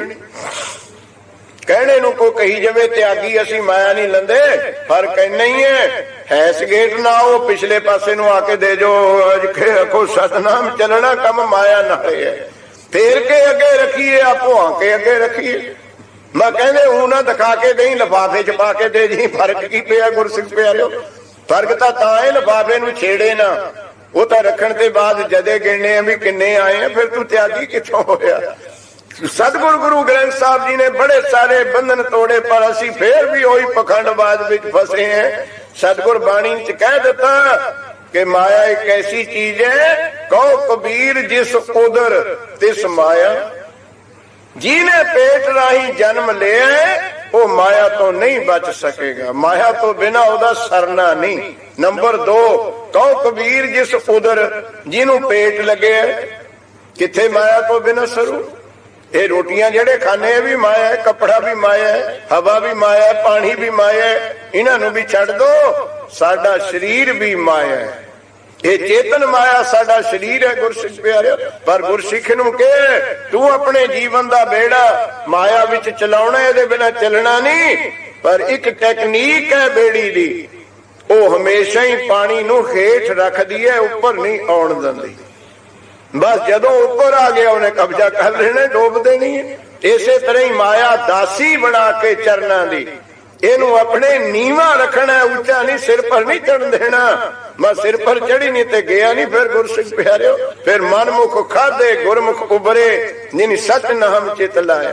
हे श्री गुरु अंगद देव महाराज, तुसी ऐसे अवतार हो, गृहस्थ विच रह रहे हो, संसार नूं तार रहे हो, सर्व तरह दी माया तुहाडे चरनां विच हाजिर है। पर रह किस तरह रहे हो? जिस तरह जल विच कमल रह रहे, पानी विच रहिंदा ही सुक्का है। कलपत्र रोग विदार, कलपतर रोग विदार, दो दरख्तां दा नाम है भाई इत्थे। कलपतर ਤਾਂ ਉਹ ਦਰਖਤ ਹੈ ਜਿਹਨੂੰ ਪਾਰਜਾਤ ਕਹਿੰਦੇ ਆਪਾਂ, ਬਾਣੀ ਵਿੱਚ ਬਹੁਤ ਵਾਰ ਜ਼ਿਕਰ ਆਇਆ। ਪਾਰਜਾਤ ਰੁੱਖ, ਸੁਖਮਨੀ ਸਾਹਿਬ ਪੜ੍ਹਦੇ ਸੁਣਦੇ ਤੁਸੀਂ, ਪਾਰਜਾਤ ਹੋ ਹਰ ਕੋ ਨਾਮ, ਕਾਮ ਧੇਨ ਹਰ ਹਰ ਗੁਣ ਗਾਮ। ਤੇ ਇੱਕ ਪਾਰਜਾਤ ਰੁੱਖ ਹੈ ਕਲਪਤਰ ਜੀ ਦਾ। ਕਲਪ ਨਾਮ ਹੈ ਸਾਡੀਆਂ ਇੱਛਾਵਾਂ, ਕਲਪਨਾ, ਤੇ ਤਰ ਨਾਮ ਹੈ ਹਿੰਦੀ ਵਿੱਚ ਰੁੱਖ ਦਾ, ਵ੍ਰਿਕਸ਼ ਦਾ, ਜਿਹਨੂੰ ਤੁਸੀਂ ਟਰੀ ਕਹਿੰਦੇ ਹੋ ਨਾ, ਦਰਖਤ, ਉਹਨੂੰ ਭਾਈ ਸੰਸਕ੍ਰਿਤ ਵਿੱਚ ਤਰੂ ਕਹਿੰਦੇ ਨੇ। ਬਹੁਤ ਵਾਰ ਫਲ, ਬਹੁਤ ਵਾਰ ਪਾਠ ਆਇਆ ਬਾਣੀ ਵਿੱਚ ਤਰੂ। ਇਹ ਕਲਪ ਕਹੀਏ ਸਾਡੀਆਂ ਇੱਛਾਵਾਂ, ਕਲਪਨਾ, ਤਰੂ ਕਹੀਏ, ਤਰ ਕਹੀਏ ਦਰਖਤ ਜੋ ਸਾਡੀਆਂ ਇੱਛਾਵਾਂ ਪੂਰੀਆਂ ਕਰਦਾ ਹੋਵੇ, ਉਹਨੂੰ ਕਹੀਏ ਕਲਪਤਰ। ਤੇ ਦੂਜਾ ਨਾਂ ਆਇਆ ਰੋਗ ਵਿਦਾਰ। ਰੋਗ ਵਿਦਾਰ ਇੱਕ ਦਰਖਤ ਦਾ ਨਾਮ ਹੈ ਜਿਹਨੂੰ ਤੁਸੀਂ ਧਨਵੰਤਰ ਕਹਿੰਦੇ ਹੋ, ਧਨਵੰਤਰੀ। ਵੈਦਿਕ ਦਾ ਗ੍ਰੰਥ ਜਿਹੜਾ ਸਾਰੇ ਰੋਗਾਂ ਨੂੰ ਕੱਟਣ ਵਿੱਚ ਧਨਵੰਤਰ ਵੈਦ, ਇਹ ਵੀ ਸਮੁੰਦਰ ਵਿੱਚੋਂ ਨਿਕਲੇ, ਕਲਪਤਰ ਵੀ ਸਮੁੰਦਰ ਵਿੱਚੋਂ ਨਿਕਲੇ। हे ਸ੍ਰੀ ਗੁਰੂ ਅੰਗਦ ਦੇਵ ਮਹਾਰਾਜ ਜੀ, ਤੁਸੀਂ ਕਲਪਤਾਰੋ। ਕਿਉਂ? ਜੋ ਵੀ ਇੱਛਾ ਲੈ ਕੇ ਤੁਹਾਡੇ ਕੋਲ ਆਉਂਦਾ ਉਹ ਇੱਛਾ ਪੂਰਕ ਸਰਬ ਸੁਖ ਦਾਤਾ ਹਰ। ਜੋ ਮੰਗੈ ਠਾकुर ਆਪਣੇ ਤੇ ਸੋਈ ਸੋਈ ਦੇਵੇ। ਜੋ ਵੀ ਤੁਹਾਡੇ ਕੋਲ ਆ ਕੇ ਮੰਗ ਕਰਦੇ ਉਹੀ ਤੁਸੀਂ ਪੂਰੀ ਕਰਦੇ ਹੋ, ਜਿਸ ਕਰਕੇ ਤੁਸੀਂ ਕਲਪਤਾਰੋ। ਇਹ ਹੈ ਤਾਂ ਭਾਈ ਬੜੀਆਂ ਚੰਗੀਆਂ ਚੀਜ਼ਾਂ। 14 ਰਤਨਾਂ ਵਿੱਚ ਕਲਪਤਰ ਦੀ ਗਿਣਤੀ ਹੈ। ਜਦੋਂ 14 ਰਤਨ ਅੱਗੇ ਸ਼ਬਦ ਆਉਣਾ, ਸਵਈਆਂ ਵਿੱਚ 14 ਰਤਨ ਨਿਕਾਲਿਓ, ਸੱਤੇ ਦੀ ਵਾਰ ਵਿੱਚ ਸ਼ਬਦ ਆਵੇਗਾ। ਉਹ 14 ਰਤਨ ਜਿਹੜੇ ਸਮੁੰਦਰਾਂ ਚੋਂ ਨਿਕਲੇ, ਉਹਦੇ ਵਿੱਚੋਂ ਹੀ ਇਹ ਬ੍ਰਿਕਸ਼ ਨਿਕਲਿਆ। ਤੇ ਸਮੁੰਦਰ ਵਿੱਚੋਂ ਨਿਕਲਣ ਕਰਕੇ ਹੀ ਇਹਦਾ ਨਾਮ ਪਾਰ ਜਾਤ ਹੈ। ਪਾਰ ਜਾਤ ਹਿੰਦੀ ਦਾ ਸ਼ਬਦ ਹੈ, ਪਾਰੀ ਜਮਾ ਜਾਤ। ਪਾਰੀ ਨਾਮ ਕਹਿੰਦੇ ਨੇ ਹਿੰਦੀ ਵਿੱਚ ਪਾਣੀ ਨੂੰ, ਜਾਤ ਕਹਿੰਦੇ ਨੇ ਹਿੰਦੀ ਵਿੱਚ ਪੈਦਾ ਹੋਣ ਨੂੰ। ਪਾਰੀ ਜਾਤ ਜਿਹੜਾ ਪਾਣੀ ਵਿੱਚੋਂ ਪੈਦਾ ਹੋਇਆ ਹੋਵੇ, ਜਿਸ ਕਰਕੇ ਇਹਨੂੰ ਪਾਰ ਜਾਤ ਕਿਹਾ ਜਾਂਦਾ ਹੈ। ਪਾੜ ਪਾਣੀ ਵਿੱਚੋਂ ਨਿਕਲਣ ਕਰਕੇ ਇਹ ਬੜੀ ਚੰਗੀ ਚੀਜ਼ ਹੈ। 14 ਰਤਨਾਂ ਵਿੱਚੋਂ ਹੈ। ਇੱਕ ਕਾਮਧੇਨ ਗਊ ਤੁਸੀਂ ਸੁਣਿਆ ਹੋਣਾ, ਉਹ ਸਾਰੀਆਂ ਕਾਮਨਾਵਾਂ ਪੂਰੀਆਂ ਕਰਦੀ ਹੈ, ਜੋ ਕੋਈ ਜਾ ਕੇ ਮੰਗ ਲਓ। ਪਰ ਗੁਰੂ ਅਰਜਨ ਪਾਤਸ਼ਾਹ ਨੇ ਬੜਾ ਸਿੱਧਾ ਰਸਤਾ ਦੱਸਿਆ। ਕਹਿੰਦੇ ਲੋਕੋ, ਇਹ ਦੋ ਚੀਜ਼ਾਂ ਹੈ ਤਾਂ ਸਹੀ ਸਮੁੰਦਰ ਵਿੱਚੋਂ ਨਿਕਲੀਆਂ, ਝੂਠ ਨਹੀਂ। ਪਰ ਹੁਣ ਕਿੱਥੇ ਨੇ? ਹੁਣ ਇਹ ਦੋਵੇਂ ਭਾਈ ਇੰਦਰਪੁਰੀ ਵਿੱਚ ਨੇ। ਪਾਰਜਾਤ ਰੁੱਖ ਵੀ ਇੰਦਰ ਦੇ ਬਾਗ ਵਿੱਚ ਹੈ ਤੇ ਕਾਮਧੇਨ ਗਊ ਵੀ ਇੰਦਰ ਦੇ ਦਰਬਾਰ ਵਿੱਚ ਖੜੀ ਹੈ। ਹੈਗੀਆਂ ਜ਼ਰੂਰ, ਕਲਪਨਾ ਵੀ ਪੂਰੀਆਂ ਕਰਦੀਆਂ, ਪਰ ਹੈ ਇੰਦਰ ਦੇ ਦਰਬਾਰ ਵਿੱਚ। ਤਾਂ ਮੈਂ ਤਾਂ ਤੁਹਾਨੂੰ ਸਾਫ਼ ਕਹਿੰਦਾ ਵੀ ਇੰਗਲੈਂਡ ਵਾਲਿਓ, ਚੰਦਰਮਾ ਤੇ ਤਾਂ ਉਤਰ ਜਾਓਗੇ ਪਰ ਇੰਦਰਪੁਰੀ ਨਹੀਂ ਲੱਭਣੀ। ਅੱਜ ਕੋ ਸਤਨਾਮ। ਤੇ ਤੁਹਾਨੂੰ ਕੀ ਫਾਇਦਾ ਹੋਊ ਉਹਨਾਂ ਦਾ, ਜਿੱਥੇ ਸਾਡੀ ਪਹੁੰਚ ਹੀ ਨਹੀਂ ਹੈ, ਜਿੱਥੇ ਬੰਦਾ ਜਾ ਹੀ ਨਹੀਂ ਸਕਦਾ। ਉਹਨਾਂ ਚੰਗੀਆਂ ਚੀਜ਼ਾਂ ਦਾ ਸਾਨੂੰ ਕੀ ਫਾਇਦਾ ਬਈ? ਫਾਇਦਾ ਤਾਂ ਉੱਥੇ ਜਿੱਥੇ ਸਾਡੀ ਪਹੁੰਚ ਹੋਵੇ। ਇਸੇ ਕਰਕੇ ਤੁਹਾਨੂੰ ਸੁਖਮਨੀ ਸਾਹਿਬ ਵਿੱਚ ਨਿਰਣਾ ਕਰ ਦਿੱਤਾ, ਪਾਰ ਜਾਤ ਏ ਹਰ ਕੋ ਨਾਮ। ਵਾਹਿਗੁਰੂ ਦਾ ਨਾਮ ਜਪ ਲੋ, ਜੋ ਮਰਜੀ ਮੰਗ ਲੋ। ਵਾਹਿਗੁਰੂ ਦੇ ਨਾਮ ਵਿੱਚ ਰਿਧੀਆਂ ਸਿੱਧੀਆਂ ਪਈਆਂ ਨੇ। ਕਾਮਧੇਨ ਖਰ ਖਰ ਗੁਣ ਗਾਮ। ਗੁਰੂ ਦੇ ਗੁਣ ਗਾਓ, ਕੀਰਤਨ ਕਰੋ, ਸੁਣੋ। ਸਾਰੀਆਂ ਇੱਛਾ ਪੂਰਨ ਕਰਨ ਵਿੱਚ ਸਮਰੱਥ ਹੈ। ਕਾਮਧੇਨ ਗਊ ਹੈ, ਗੁਰੂ ਕਾ ਕੀਰਤਨ ਨਾਮ ਜਪਣਾ, ਕਲਪਤਰ ਬਿਰਛ। ਤੇ ਫੇਰ ਕਹਿੰਦੇ ਜੇ ਦੋਏ ਕੰਮ ਨਹੀਂ ਔਖੇ ਨੇ ਤਾਂ ਸਭ ਤੇ ਉੱਤਮ ਹਰ ਕੀ ਕਥਾ। ਨਾ ਨਾਮ ਜਪ, ਨਾ ਬਾਜਾ ਢੋਲਕੀ ਖੜਕਾ, ਬੈਠ ਕੇ ਬਾਣੀ ਦੀ ਕਥਾ ਸੁਣ ਲੈ। ਅੱਜ ਕੇ ਆਖੋ ਸਤਨਾਮ। ਇਹ ਉੱਤਮ ਕਿਉਂ ਹੈ ਭਾਈ? ਹੁਣ ਨਾ ਤਾਂ ਬਾਜਾ ਵਜਾਉਣਾ ਪਿਆ, ਨਾ ਛੈਣੇ, ਨਾ ਸਾਰੰਗੀ, ਨਾ ਢੱਠ, ਨਾ ਗੁਰਸਿੱਖ ਪਿਆਰਿਓ ਸਮਾਧੀ ਲਾਉਣੀ ਪਈ ਨਾਮ ਜਪਣ ਵਾਸਤੇ। ਕਿਤੇ ਸਖਾਲਾ ਕੰਮ ਹੈ? ਪੜਿਆ ਲਿਖਿਆ ਹੋਵੇ, ਬਾਣੀ ਜਾਣਦਾ ਹੋਵੇ, ਬਸ ਇੱਥੇ ਆ ਕੇ ਆਪਾਂ ਬੈਠ ਕੇ ਕੰਨਾਂ ਵਿੱਚ ਪੈ ਰਹੀ ਹੈ ਕਥਾ। ਕੁਝ ਕਰਨਾ ਪਏ ਨਹੀਂ। ਸਭ ਤੋਂ ਸਖਾਲਾ ਕੰਮ ਤੇ ਸਭ ਤੋਂ ਛੇਤੀ ਸਮਝ ਆਉਣ ਵਾਲੀ ਚੀਜ਼। ਕੀਰਤਨ ਕਰਦੇ ਹੋਣਗੇ, ਆਪਾਂ ਨੂੰ ਕੀ ਪਤਾ ਕੀ ਕਹਿੰਦੇ ਭਾਈ? ਕਿਤੇ ਸਮਝ ਆ ਜੂਗੀ ਬਾਣੀ। ਨਾਮ ਜਪੋਗੇ, ਬਾਣੀ ਪੜੋਗੇ, ਤੁਸੀਂ ਬਾਣੀ ਪੜ੍ਹਦੇ ਹੋ, ਸਮਝ ਵੀ ਤਾਂ ਆਈ ਨਹੀਂ ਅਰਥ ਕੀ ਹੈ। ਕਥਾ ਨੂੰ ਉੱਤਮ ਕਿਉਂ ਕਿਹਾ? ਜੋ ਕੁਝ ਸੁਣੇਗਾ ਨਾਲ ਦੀ ਨਾਲ ਤੇਰੀ ਸਮਝ ਵਿੱਚ ਆਵੇਗਾ, ਨਾਲ ਦੀ ਨਾਲ ਉਹ ਤੂੰ ਜਾਣ ਲਵੇਂਗਾ। ਤੇ ਸਤਿਗੁਰੂ ਗੁਰੂ ਅੰਗਦ ਦੇਵ ਜੀ ਨੂੰ ਕੱਲ ਸਹਾਰ ਜੀ ਭੱਟ ਕਹਿੰਦੇ ਨੇ, ਐ ਗੁਰੂ ਅੰਗਦ ਦੇਵ ਜੀ ਤੁਸੀਂ ਕਲਪਤਰ ਬਿਰਛ ਹੋ। ਕਿਉਂਕਿ ਜੋ ਵੀ ਗੁਰੂ ਤੋਂ ਆ ਕੇ ਮੰਗੀਦਾ ਉਹ ਸਤਿਗੁਰ ਪੂਰਾ ਕਰਦੇ ਨੇ। ਜੋ ਜੋ ਮੰਗੈ ਸੋਈ ਸੋਈ ਪਾਵੇ, ਸੇਵ ਹਰ ਕੇ ਚਰਨ ਰਸੈਣ। ਪਰ ਇੱਕ ਗੱਲ ਯਾਦ ਰੱਖਿਓ, ਹੁਣ ਸਾਦੀ ਜੀ ਪੰਜਾਬ ਦੀ ਇੱਥੇ ਦੀ ਵੀ, ਕਿ ਅੰਬ ਤੋਂ ਅੰਬ ਤਾਂ ਲੈਣੇ ਐ, ਅੰਬ ਲਾਇਆ, ਬੜੇ ਅੰਬ ਲੱਗਣਗੇ, ਪਰ ਪਾਣੀ ਤਾਂ ਪਾਉਣਾ ਹੀ ਪਊਗਾ। ਅੱਜ ਕੇ ਆਖੋ ਸਤਨਾਮ। ਉਹ ਤੇ ਸਪਰੇਅ ਤਾਂ ਕਰਨੀ ਪਊਗੀ, ਉਹਦੀ ਸੰਭਾਲ ਤਾਂ ਕਰਨੀ ਪਊਗੀ, ਬੂਟੇ ਨੂੰ ਖੁਰਾਕ ਤਾਂ ਦੇਣੀ ਪਊ, ਹਿਫਾਜ਼ਤ ਤਾਂ ਕਰਨੀ ਪਊ। ਇਹ ਸਤਿਗੁਰ ਦੇ ਚਰਨ ਸਭ ਕੁਝ ਦਨੇ, ਪਰ ਸੇਵਾ ਕਰਨੀ ਪਊਗੀ। ਅੱਜ ਕੇ ਆਖੋ ਸਤਨਾਮ। ਇਹ ਫਲ ਤਾਂ ਦੇਣਗੇ, ਪਰ ਐਵੇਂ ਨਹੀਂ ਵੀ ਅਰਦਾਸ ਕਰਤੀ ਜੀ ਮੇਰੀ ਚੜ੍ਹਦੀ ਕਲਾ ਕਰਦੇ। ਰਾਤ ਨੂੰ ਵਧੀਆ ਪੀ ਕੇ ਪਿਆ ਤੇ ਸਵੇਰੀਓ ਚੜ੍ਹਦੀ ਕਲਾ ਕਰਾਉਂਦਾ। ਅੱਜ ਕੇ ਆਖੋ ਸਤਨਾਮ। ਵੇਖੋ ਰੱਬ ਦੇ ਨਾਲ ਕੀ ਠੱਗੀ ਚੱਲ ਰਹੀ ਹੈ। ਰਾਤ ਨੂੰ 1.5 ਕਿਲੋ ਮੱਛੀ ਦੇ ਪਕੌੜੇ ਬਣਾਏ ਆ ਘਰ, ਤੇ ਸਵੇਰੀਓ $2.5 ਦੇ ਕੇ ਰੱਬ ਨੂੰ ਕਹਿੰਦਾ ਮੇਰੀ ਚੜ੍ਹਦੀ ਕਲਾ ਕਰ ਦੇ। ਏਦਾਂ ਨਹੀਂ, ਜੋ ਜੋ ਮੰਗੈ ਸੋਈ ਸੋਈ ਪਾਵੇ, ਸੇਵ ਹਰ ਕੇ ਚਰਨ ਰਸਾਇਣ। ਇਹ ਰਸਾਇਣ ਨੇ, ਰਸਾਇਣ ਦਾ ਅਰਥ ਹੁੰਦਾ ਜੋ ਮਿੱਟੀ ਤੋਂ ਸਿਉਣਾ ਬਣਾਵੇ। ਇਹੋ ਜਿਹੇ ਚਰਨ ਨੇ ਸਾਡੇ, ਇਹ ਬਣਾਉਂਦੇ ਨੇ ਭਾਈ। ਸਤਿਗੁਰ ਦੀ ਬਾਣੀ ਪੜ੍ਹ ਲਓ, ਪੱਟਾਂ ਦੇ ਸਵਈਆਂ ਵਿੱਚ ਵੀ ਆਵੇਗਾ। ਕੱਚੋ ਕੰਚਨ ਭਇਓ ਸ਼ਬਦ ਗੁਰ ਸਰਵਣੈ ਸੁਣਿਓ, ਬਿਖਤੇ ਅੰਮ੍ਰਿਤ ਹੋਇਓ ਨਾਮ ਸਤਿਗੁਰ ਮੁਖ ਬਣਿਓ।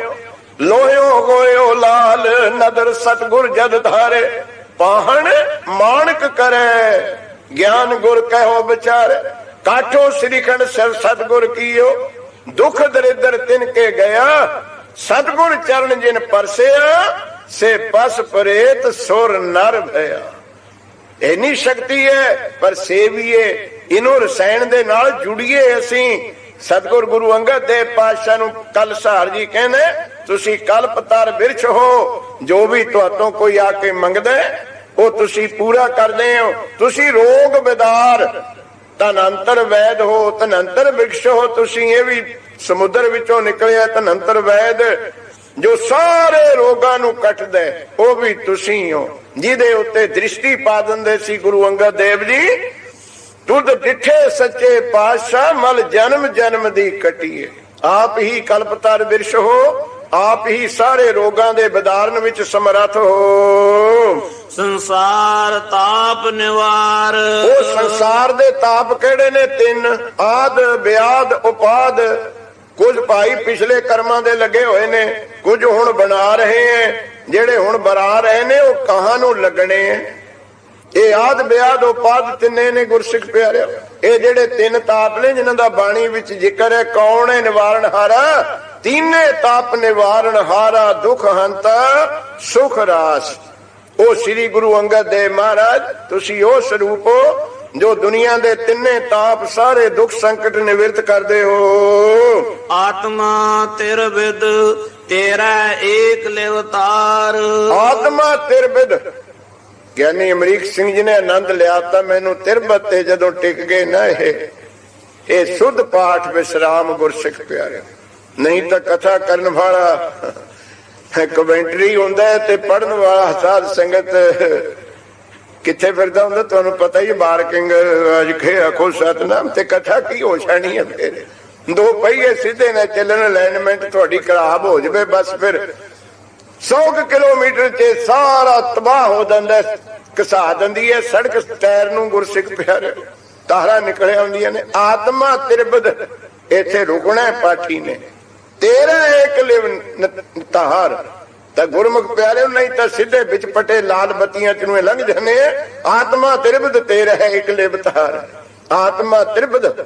ਆਤਮਾ ਸ਼ਬਦ ਮੈਂ ਅੱਗੇ ਤੁਹਾਨੂੰ ਬੇਨਤੀ ਕੀਤੀ ਸੀ, ਜਿੱਥੇ ਮੰਮੇ ਨੂੰ ਕੰਨਾ ਆ ਜਾਵੇ, ਮੰਮਾ ਮੁਕਤਾ ਆ ਜਾਵੇ, ਉੱਥੇ ਆਤਮਾ ਦਾ ਨਾਮ ਮਨ ਹੈ। ਆਤਮ ਜਿਣੇ ਸਗਲ ਵਸ ਤਾਂ ਕੈ, ਉਥੇ ਆਤਮ ਮਨ। ਇੱਥੇ ਜਿੰਨੀ ਵਾਰ ਪਾਠ ਆਵੇਗਾ ਆਤਮ, ਉਹਦਾ ਸਾਧ ਸੰਗਤ ਅਰਥ ਹੈ ਮਨ।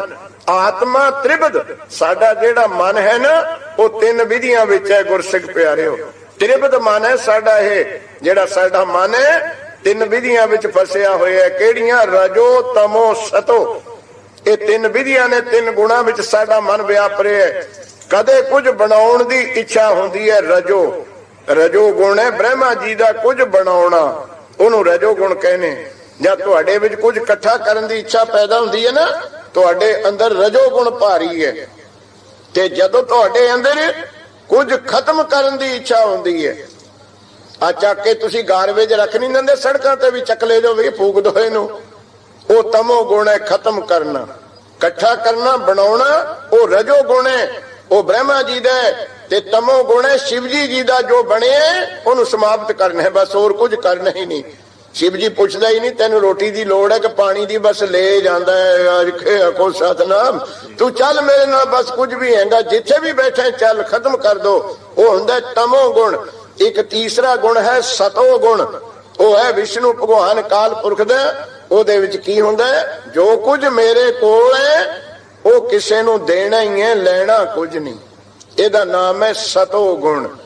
ਜੋ ਕੁਝ ਹੱਥੋਂ ਦਿੱਤਾ ਜਾਵੇ ਉਹੀ ਚੰਗਾ ਹੈ, ਬਸ। ਇਹ ਸਭ ਤੋਂ ਉੱਤਮ ਗੁਣ ਹੈ ਸਤੋ ਗੁਣ। ਲੈਣਾ ਕਿਸੇ ਤੋਂ ਕੁਝ ਨਹੀਂ, ਜੋ ਮੈਥੋਂ ਦਿੱਤਾ ਜਾਵੇ ਉਹੀ ਠੀਕ ਹੈ। ਇਹ ਗੁਣ ਵਾਹਿਗੁਰੂ ਵਿੱਚ ਹੈ, ਜਿਹਨੂੰ ਵਿਸ਼ਨੂੰ ਕਹਿ ਕੇ ਹਿੰਦੂ ਮੰਨਦੇ ਨੇ। ਹੈ ਵਾਹਿਗੁਰੂ, ਬਸ ਦਿੰਦਾ ਹੀ ਹੈ, ਲੰਦਾ ਕੁਝ ਨਹੀਂ। ਅੱਜ ਕੇ ਆਖੋ ਸਤਨਾਮ। ਦੇਂਦਾ ਦੇ ਲੈਂਦੇ ਠਗ ਪਾਹੇ, ਜੁਗਾ ਜੁਗੰਤਰ ਖਾਹੀ ਖਾਏ। ਉਹ ਦਿੰਦਾ ਹੀ ਹੈ ਸਭ ਕੁਝ ਸਾਤੋਂ ਲੰਸੀ ਦੇਣ ਵਾਲੇ ਕੀ ਹੈ ਰੱਬ ਨੂੰ। ਅਸੀਂ ਤਾਂ ਮੰਗਤੇ ਹਾਂ ਹਮ ਭੀਖ। ਇਹ ਤਿੰਨ ਵਿਧੀਆਂ ਨੇ ਸਾਡੇ ਮਨ ਦੀਆਂ। ਕਿਸੇ ਸਮੇਂ ਕੁਝ ਬਣਾਉਣ ਵਿੱਚ ਹੁੰਦਾ, ਕੁਝ ਇਕੱਠਾ ਕਰ ਲਵਾਂ। ਇਹਦੀ ਸਿੱਧੀ ਜੀ ਗੱਲ ਤੁਹਾਨੂੰ ਇੱਥੇ ਦੀ ਦੱਸ ਦਿੰਦੇ ਆ। ਆਪਣੇ ਵਿੱਚ ਵੀ ਕਈ ਹੋਣਗੇ, ਬਹੁਤ ਤੁਸੀਂ ਵੇਖੇ ਹੋਣਗੇ ਕਿ 6 ਦਿਨ ਕੰਮ ਕਰੀ ਜਾਣਗੇ, 5 ਦਿਨ ਐਨ ਗੱਡ ਕੇ ਆਸ ਰੱਖਣਗੇ 250 ਪਾਉਂਡ ਮਿਲੂਗਾ, 250 ਪਾਉਂਡ ਮਿਲੂਗਾ, 300 ਪਾਉਂਡ ਮਿਲੂਗਾ। 8-8 ਘੰਟੇ ਡਿਊਟੀ ਗਈ। ਉਹ ਹੈ ਰਜੋ ਗੁਣ, ਇਕੱਠਾ ਕਰਨ ਦੀ ਭਾਵਨਾ। ਬਸ ਮਿਲਿਆ ਨਹੀਂ ਚੈੱਕ ਤੇ ਸਿੱਧੇ ਪੱਬ ਵਿੱਚ ਗਏ, ਨਹੀਂ ਹੜਾਤਾ। ਆਖੋ ਸਤਨਾਮ, ਇਹ ਹੈ ਤਮੋ ਗੁਣ। 8 ਦਿਨ ਵਿੱਚ ਮਰ ਕੇ ਇਕੱਠਾ ਕੀਤਾ ਤੇ ਸੈਚਰਡੇ ਦੀ ਰਾਤ ਵੀ ਨਹੀਂ ਲੰਘੀ ਹੈਗੀ ਕੋਲੋਂ। ਤਮੋ ਗੁਣ ਹੈ, ਨਾਸ਼ ਕਰ ਦੇਣਾ ਬਣਾਈ ਹੋਈ ਚੀਜ਼ ਨੂੰ। ਤੇ ਸਤੋ ਗੁਣ, ਉਹ ਚੈੱਕ ਮਿਲਿਆ, ਮਾਇਆ ਮਿਲੀ, ਸਿੱਧੇ ਗੁਰੂ ਘਰ ਗਏ, ਮੰਦਿਰ ਵਿੱਚ ਗਏ, ਧਰਮ ਸਥਾਨ ਤੇ ਗਏ, ਕਿਸੇ ਦੁਖਿਆਰੇ ਨੂੰ ਵੇਖਿਆ, ਭੁੱਖੇ ਨੂੰ ਵੇਖਿਆ, ਉਹਦੇ ਵਿੱਚੋਂ ਦਸਵੰਧ ਕੱਢਿਆ, ਉਹਦੇ ਵਿੱਚੋਂ ਕਿਸੇ ਲੋੜਵੰਦ ਦੀ ਸਹਾਇਤਾ ਕੀਤੀ, ਜਿਹਨੂੰ ਵੰਡ ਕੇ ਛਕਣਾ ਕਿਹਾ। ਇੱਕ ਦਾਨ ਹੁੰਦਾ, ਇੱਕ ਵੰਡ ਕੇ ਛਕਣਾ। ਕਿਤੇ ਸਿੱਖੋ ਇਕੱਠਾ ਨਾ ਸਮਝਿਓ। ਜਿਹੜਾ ਵੰਡ ਕੇ ਛਕਣਾ ਸਿੱਖੀ ਦਾ ਧਰਮ ਹੈ ਨਾ, ਮਤ ਕਿਤੇ ਭੁਲੇਖੇ ਵਿੱਚ ਇਹਨੂੰ ਦਾਨ ਸਮਝਿਓ। ਜੇ ਦਾਨ ਇਹ ਹੁੰਦਾ, ਗੁਰੂ ਨਾਨਕ ਨੂੰ ਕਹਿਣ ਦੀ ਕੀ ਲੋੜ ਸੀ? ਦਾਨ ਤਾਂ ਲੋਕ ਕਰਦੇ ਹੀ ਆਉਂਦੇ ਸੀ। ਬੜੇ ਬੜੇ ਜੱਗ ਹੁੰਦੇ ਸੀ ਇੱਥੇ ਹਾਥੀ ਘੋੜੇ ਗਾਇਆ ਨਿਤ ਦਾਨ ਹੁੰਦੀਆਂ ਸੀ। ਫਿਰ ਮਹਾਰਾਜ ਨੂੰ ਨਵਾਂ ਨਾਰਾ ਲਾਉਣ ਦੀ ਕੀ ਲੋੜ ਸੀ? ਵੰਡ ਕੇ ਛਕੋ। ਸਿਆਣੇ ਬੈਠੇ ਹੋ, ਦਾਨ ਤੇ ਵੰਡ ਕੇ ਛਕਣ ਵਿੱਚ ਕੀ ਫਰਕ ਹੈ? ਜ਼ਮੀਨ ਸਮਾਨ ਦਾ ਜਿਹੜਾ ਦਾਨ ਕਰਦੇ ਨਾ, ਦਾਨ ਕਿਸੇ ਨੂੰ ਦਾਨ ਦਓਗੇ, ਤੁਹਾਡੇ ਵਿੱਚ ਇੱਕ ਭੁਲੇਖਾ ਬਣਿਆ ਰਹਿਣਾ ਹੈ, ਇਹ ਗਰੀਬ ਹੈ, ਮੈਂ ਅਮੀਰ ਹੈ। ਅੱਜ ਕੇ ਆਖੋ ਸਤ। ਇਹ ਟੈਕਨੀਕਲ ਪੁਆਇੰਟ ਨੇ ਸਿੱਖੀ ਦੇ ਸਮਝਣ ਵਾਲੇ। ਜਦ ਤੁਸੀਂ ਦਾਨ ਦਓਗੇ, ਆਪਣੇ ਆਪ ਨੂੰ ਵੱਡਾ ਸਮਝੋਗੇ ਤੇ ਦਾਨ ਲੈਣ ਵਾਲੇ ਨੂੰ ਛੋਟਾ ਸਮਝੋਗੇ। ਇਹ ਗਰੀਬ ਹੈ, ਮੈਂ ਅਮੀਰ ਹੈ। ਇਹ ਭਿਖਾਰੀ ਹੈ, ਮੈਂ ਦਾਨੀ ਹੈ। ਦੇਖੋ ਜ਼ਮੀਨ ਸਮਾਨ ਦਾ ਫਰਕ ਪੈ ਗਿਆ ਨਾ। ਕਿੰਨੀ ਓਵੇਂ ਦੀ ਪੰਡ ਤੇਰੇ ਕੋਲ ਆ ਗਈ। ਇਹ ਮੰਗਤਾ ਹੈ, ਮੈਂ ਦਾਨੀ ਹੈ। ਪਰ ਜਦ ਤੁਸੀਂ ਵੰਡ ਕੇ ਛਕੋਗੇ, ਤੁਸੀਂ ਦਾਨੀ ਨਹੀਂ। ਇੱਥੇ ਲੰਗਰ ਵਿੱਚ ਪ੍ਰਸ਼ਾਦਾ ਛਕਦੇ ਆ, ਤੁਹਾਡੇ ਲੰਗਰ ਕੀਤਾ ਹੈ। ਲਓ ਸੱਚ ਦੱਸਿਓ, ਗੁਰੂ ਦੇ ਦਰਬਾਰ ਵਿੱਚ ਕਦੇ ਮਨ ਵਿੱਚ ਆਉਣਾ ਹੀ ਨਹੀਂ ਕਿ ਮੈਥੋਂ ਛੋਟੇ ਛਕ ਰਹੇ ਆ। ਅੱਜ ਕੇ ਆਖੋ ਸਤਨਾਮ। ਕਦੇ ਮਨ ਵਿੱਚ ਆਉਣਾ ਹੀ ਨਹੀਂ ਕਿ ਅੱਜ ਮੈਂ ਲੰਗਰ ਕੀਤਾ, ਭਿਖਾਰੀ ਛਕ ਰਹੇ ਨੇ, ਮੈਂ ਦਾਨੀ ਹੈ। ਵੰਡ ਕੇ ਛਕਣਾ ਤਾਂ ਐਡੀ ਉੱਚੀ ਦਾਤ ਹੈ ਕਿ ਜਦੋਂ ਤੁਸੀਂ ਆਪਣੀ ਕਿਰਤ ਵਿੱਚੋਂ ਵੰਡ ਕੇ ਛਕੋਗੇ, ਕਿਸੇ ਨੂੰ ਆਪ ਤੋਂ ਛੋਟਾ ਨਹੀਂ ਸਮਝੋਗੇ, ਆਪਣੇ ਆਪ ਨੂੰ ਵੱਡਾ ਨਹੀਂ ਸਮਝੋਗੇ। ਦਾਨ ਵਿੱਚ ਇਹ ਔਗਣ ਹੈ। ਜਦੋਂ ਦਾਨੀ ਦਾਨ ਕਰਦੇ, ਉਹ ਕਹਿੰਦਾ ਲੈਣ ਵਾਲਾ ਮੰਗਤਾ ਤੇ ਮੈਂ ਦਾਤਾ। ਦੋਹਾਂ ਵਿੱਚ ਜ਼ਮੀਨ ਸਮਾਨ ਦਾ ਫਰਕ ਪੈ ਗਿਆ। ਤੋ ਸਿੱਖਾਂ ਨੂੰ ਮਹਾਰਾਜ ਨੇ ਵੰਡ ਕੇ ਛਕਣਾ। ਇਹ 3 ਗੁਣਾਂ ਵਿੱਚ ਸਾਡਾ ਮਨ ਚੱਲ ਰਿਹਾ। ਗੁਰਸਿੱਖ ਪਿਆਰਿਓ, ਤ੍ਰਿਬਦ ਮਨ ਤ੍ਰਿਬਦ 3 ਹਿੱਸਿਆਂ ਵਿੱਚ ਕਦੇ ਕੁਝ ਬਣਾਉਣਾ ਚਾਹੁੰਦਾ, ਕਦੇ ਬਣੇ ਹੋਏ ਨੂੰ ਢਾਉਣਾ ਚਾਹੁੰਦਾ, ਤੇ ਕਦੇ ਬਣੀ ਹੋਈ ਚੀਜ਼ ਵਿੱਚੋਂ ਸਫਲ ਕਰਨਾ ਚਾਹੁੰਦਾ, ਵੰਡ ਕੇ ਛਕਣਾ ਚਾਹੁੰਦਾ। ਮੈਂ ਕਿਸੇ ਦੀ ਸਹਾਇਤਾ ਕਰਾਂ। ਇਹ 3 ਗੱਲਾਂ ਸਾਨੂੰ ਖਿੱਚੀ ਫਿਰਦੀਆਂ ਨੇ। ਪਰ ਧੰਨ ਗੁਰੂ ਅੰਗਦ ਦੇਵ ਪਾਤਸ਼ਾਹ ਜੀ ਨੂੰ ਕੀ ਬਚਨ ਕਿਹਾ? हे ਗੁਰੂ ਅੰਗਦ ਦੇਵ ਜੀ, ਤੁਹਾਡਾ ਜਿਹੜਾ ਮਨ ਹੈ ਉਹ 3 ਵਿਧਾਂ ਵਿੱਚ ਕਦੇ ਵੀ ਨਹੀਂ ਆਇਆ। ਉਹ ਕਿੱਥੇ ਹੈ? ਏਕ ਲਿਵ ਧਾਰ। ਕਦੇ ਤੁਸੀਂ ਇਹ ਆਖਿਆ ਮੈਂ ਕੁਝ ਬਣਾਉਣਾ, ਨਾ ਕੁਝ ਇਹ ਆਖਿਆ ਮੈਂ ਕੁਝ ਢਾਉਣਾ। ਐਡਾ ਦਾਨ ਲੰਗਰ ਨਾਮਦਾਨ ਦੇ ਰਹੇ ਹੋ, ਕਦੇ ਮਨ ਵਿੱਚ ਖਿਆਲ ਹੀ ਨਹੀਂ ਕੀਤਾ ਮੈਂ ਕੁਝ ਦਾਨ ਕਰਨਾ। ਇਹਨਾਂ 3 ਵਿਧੀਆਂ ਵਿੱਚੋਂ ਨਿਕਲਣਾ ਬੜਾ ਔਖਾ ਹੈ ਗੁਰਸਿੱਖ ਪਿਆਰਿਓ।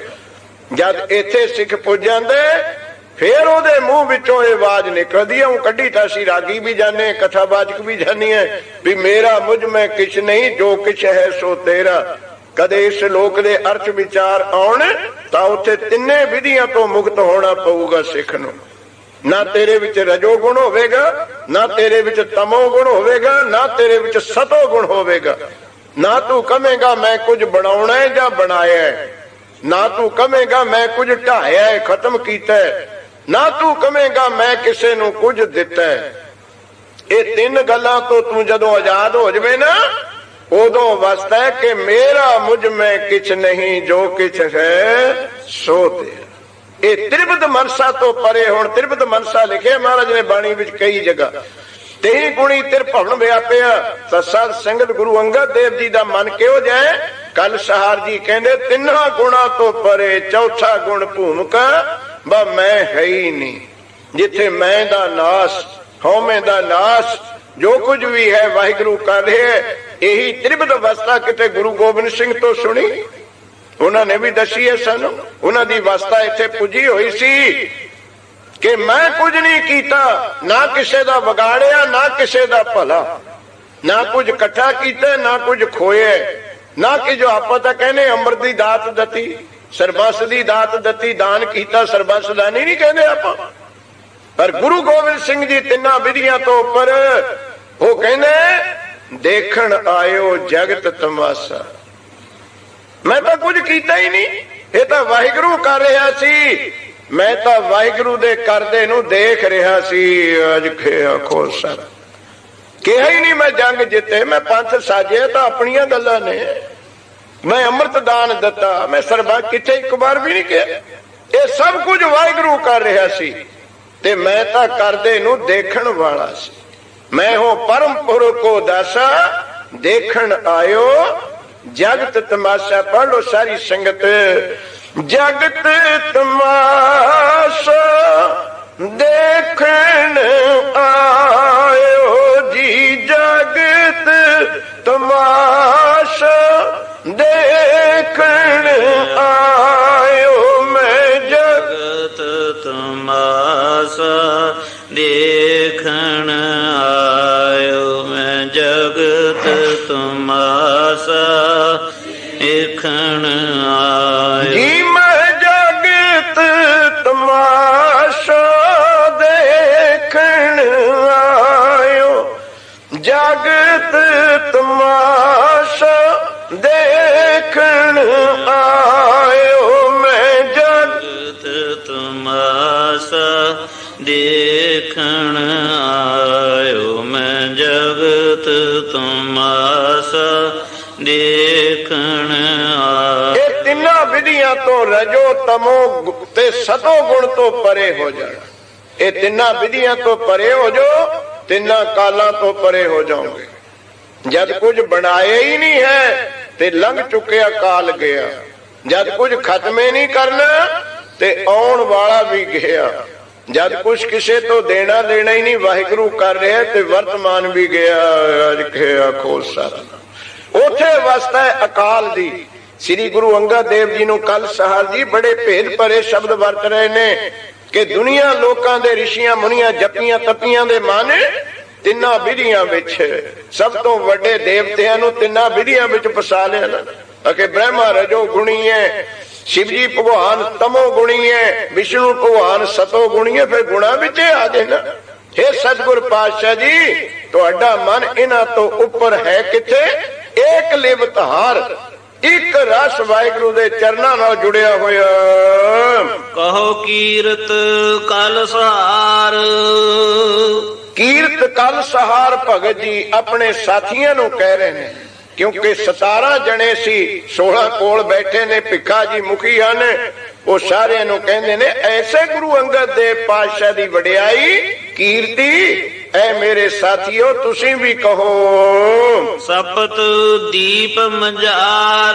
की वडियाई कि बाबा गुरु अंगद देव पातशाह दी कीर्ति वडियाई 7 दीपां विच 9 खंडां विच 9 खंड पृथ्वी सच्चा ढोआ, ये तुसीं भी वडियाई करो।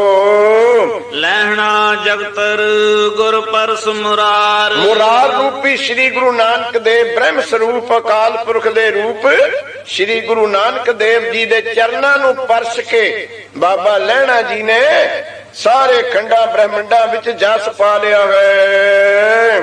हादरथ पायो मान। हादरथ हुण गुरु अंगद देव पातशाह जी बाबत बचन करते ने। कई विद्वान इनू गुरु नानक देव पातशाह दे नाल भी जोड़ते ने। चलो रहो अधिक विचार कि श्री गुरु नानक देव महाराज जी ने वाहिगुरु दी हजूरी विचों मान पाया। हजरत दा नाम है हजूर, सामने, वर्तमान विच किसी दे सामने तो कोई चीज लेनी, पर सवैये गुरु अंगद देव पातशाह दे चल रहे ने। जिस करके कल सहार जी बचन करते ने, हे श्री गुरु अंगद देव महाराज तुसीं तां हदरत पायो मान। ਤੁਸੀਂ ਸ੍ਰੀ ਗੁਰੂ ਨਾਨਕ ਦੇਵ ਪਾਤਸ਼ਾਹ ਤੋਂ ਹਾਜ਼ਰ ਨਾਜ਼ਰ, ਕਿਸੇ ਗੁਪਤ ਢੰਗ ਨਾਲ ਨਹੀਂ, ਸਾਰਿਆਂ ਲੋਕਾਂ ਦੇ ਸਾਹਮਣੇ ਸ੍ਰੀ ਗੁਰੂ ਨਾਨਕ ਦੇਵ ਜੀ ਨੇ ਆਪ ਗੱਦੀ ਤੇ ਬਿਠਾਲਿਆ ਬਾਬਾ ਲਹਿਣਾ ਜੀ ਨੇ।